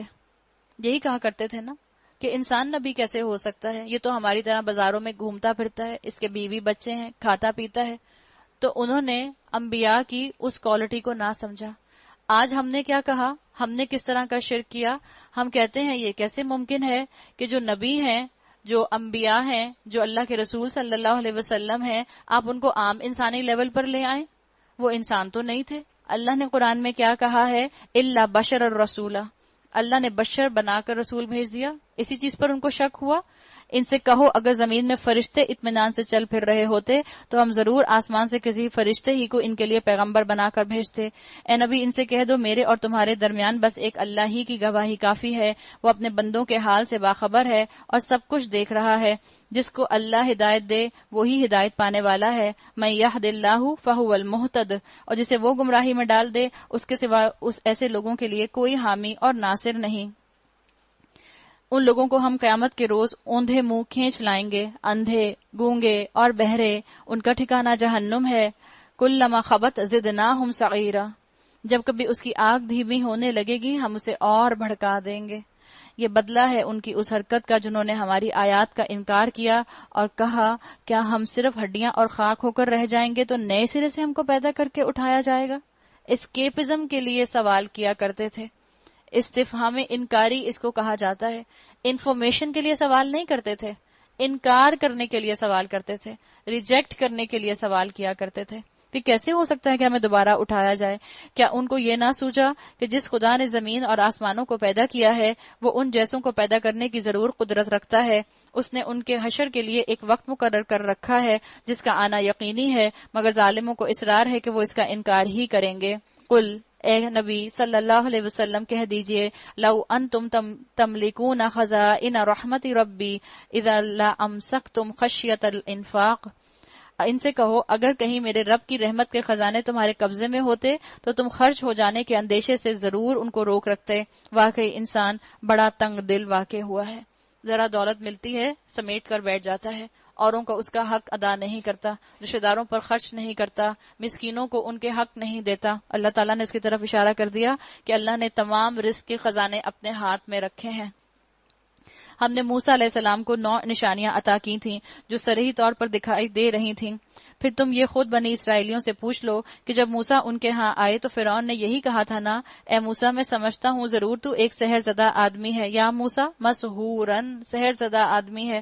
موسیٰ نے اس کے جواب میں کہا تو خوب جانتا ہے کہ یہ بصیرت افروز نشانیاں زمین اور آسمانوں کے رب کے سوا کسی نے نازل نہیں کی، اور میرا خیال یہ ہے کہ اے فرعون تو ضرور ایک شامت زدہ آدمی ہے، یا فرعون مسبورا۔ فرعون نے کہا تھا موسیٰ علیہ السلام سے تو سحر زدہ ہے، موسیٰ علیہ السلام نے کہا یہ تو شامت زدہ ہے۔ اسکالرز کہتے ہیں یہ تبلیغ کا انداز نہیں ہے، یہ مہاجرانہ انداز ہے، یعنی یہ اس وقت پر موسیٰ علیہ السلام اور فرعون کے درمیان کی گفتگو ہے جب اللہ تعالیٰ نے اس کے بعد موسیٰ علیہ السلام کے ذریعے فرعون کو اور اس کی قوم کو سمندر میں غرق کرنا تھا۔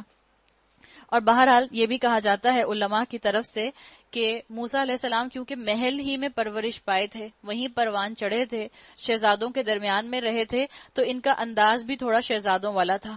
اسی انداز کے ساتھ، اسی جلال کے ساتھ، اس طبیعت کے انہوں نے فرعون سے بات کی۔ آخر کار فرعون نے ارادہ کیا کہ موسیٰ اور بنی اسرائیل کو زمین سے اکھاڑ پھینکے، مگر ہم نے اس کو اور اس کے ساتھیوں کو اکٹھا غرق کر دیا، اور اس کے بعد بنی اسرائیلیوں سے کہا کہ اب تم زمین میں بسو، پھر جب آخرت کے وعدے کا وقت آن پورا ہوگا۔ آخرت کے معنی کیا ہے؟ یہ اللہ تعالیٰ نے اشارہ دیا ہے بنی اسرائیلیوں کو، کہ جس کا اشارہ ہمیں بھی احادیث میں ملتا ہے کہ آخری زمانہ جو آئے گا اس میں سارے یہودی دنیا کے ایک جگہ اکٹھے ہو جائیں گے، ایک جگہ پر اکٹھے ہو جائیں گے، اور یہ پھر اس کے بعد قیامت کا وقت ہوگا۔ واللہ عالم، اللہ بہتر جانتا ہے کہ کیا معاملہ ہے، کس طرح سے ہوگا۔ پھر جب آخرت کے وعدے کا وقت آن پورا ہوگا تو ہم تم سب کو ایک ساتھ لا کر حاضر کریں گے۔ اس قرآن کو ہم نے حق کے ساتھ نازل کیا ہے اور حقی کے ساتھ یہ نازل ہوا ہے۔ اے نبی، تمہیں ہم نے اس کے سوا اور کسی کام کے لیے نہیں بھیجا کہ جو مان لے اسے بشارت دے دو اور جو نہ مانے اسے متنبہ کر دو۔ وَقُرْآنًا فَرَقْنَاهُ لِتَقْرَأَهُ عَلَى النَّاسِ، اور اس قرآن کو ہم نے تھوڑا تھوڑا کر کے نازل کیا ہے تاکہ تم ٹھہر ٹھہر کر اسے لوگوں کو سناؤ، اور اسے ہم نے موقع موقع سے بتدریج اتارا ہے۔ تو ہمیں کیا کرنا ہے؟ ہم کو قرآن کو حق مان کر اس کا حق ادا کرنا ہے، ہمیں اپنی زندگی میں اس کو نیگلیکٹ نہیں کرنا۔ جیسے قرآن کو تھوڑا تھوڑا کر کے نازل کیا گیا ہے، آپ بھی اس کو تھوڑا تھوڑا کر کے اپنی زندگیوں میں نافذ کرنا شروع کر دیں، اللہ برکت ڈالے گا۔ اے نبی، ان لوگوں سے کہہ دو تم اسے مانو یا نہ مانو، جن لوگوں کو اس سے پہلے علم دیا گیا تھا انہیں جب یہ سنایا جاتا ہے تو وہ منہ کے بل سجدے میں گر جاتے ہیں اور پکار اٹھتے ہیں، پاک ہے ہمارا رب، اس کا وعدہ تو پورا ہونا ہی ہے، اور وہ منہ کے بل روتے ہوئے گر جاتے ہیں۔ آپ صلی اللہ علیہ وسلم نے فرمایا تھا نا، وَاتْلُوا الْقُرْآنَ وَأَبْكُوا، قرآن پڑھو اور رو، آیت سجدہ ہے یہاں پر، اور اس کو سن کر ان کا خشوع اور بڑھ جاتا ہے۔ اے نبی صلی اللہ علیہ وسلم، ان سے کہو اللہ کہہ کر پکارو یا رحمان کہہ کر، جس نام سے بھی پکارو اس کے لیے سبھی اچھے نام ہیں، اور اپنی نماز نہ بہت زیادہ بلند آواز سے پڑھو نہ بہت پست آواز سے، ان دونوں کے درمیان اوسط درجے کا لہجہ اختیار کرو۔ آپ صلی اللہ علیہ وسلم نے ایک مرتبہ حضرت ابو بکر صدیق رضی اللہ عنہ کو نماز پڑھتے ہوئے دیکھا کہ بہت ہی دھیمی آواز میں نماز پڑھ رہے تھے، اور ایک دفعہ ابو بکر حضرت عمر کو دیکھا تو وہ بہت اونچی آواز میں تلاوت کر رہے تھے، تو آپ نے حضرت عمر سے کہا کہ تھوڑی اپنی آواز کو آہستہ کرو، اور حضرت ابو بکر سے کہا کہ اپنی آواز کو تھوڑا بلند کرو۔ تو کوشش کریں کہ اپنی نماز میں آپ درمیانہ معاملہ رکھیں۔ جیسے آپ کہا جاتا ہے کہ آپ نماز کیسے پڑھیں، آپ ایک لفظ تھوڑا سا اونچا پڑھ لیں اور باقی آپ اپنا نارمل پڑھیں۔ جیسے آپ پڑھیں الحمدللہ رب العالمین الرحمن الرحیم مالک یوم الدین ایاک نعبد، اس طرح سے پڑھ لیں تو اس میں آپ کا بیلنس کا معاملہ ہو جائے گا، دونوں طرح کا معاملہ ہو جائے گا۔ اور کہو، کیا کہو؟ الحمدللہ، تعریف ہے اس خدا کے لیے جس نے نہ کسی کو بیٹا بنایا، نہ کوئی بادشاہی میں اس کا شریک ہے، اور نہ وہ عاجز ہے کہ کوئی اس کا پشتبان ہو۔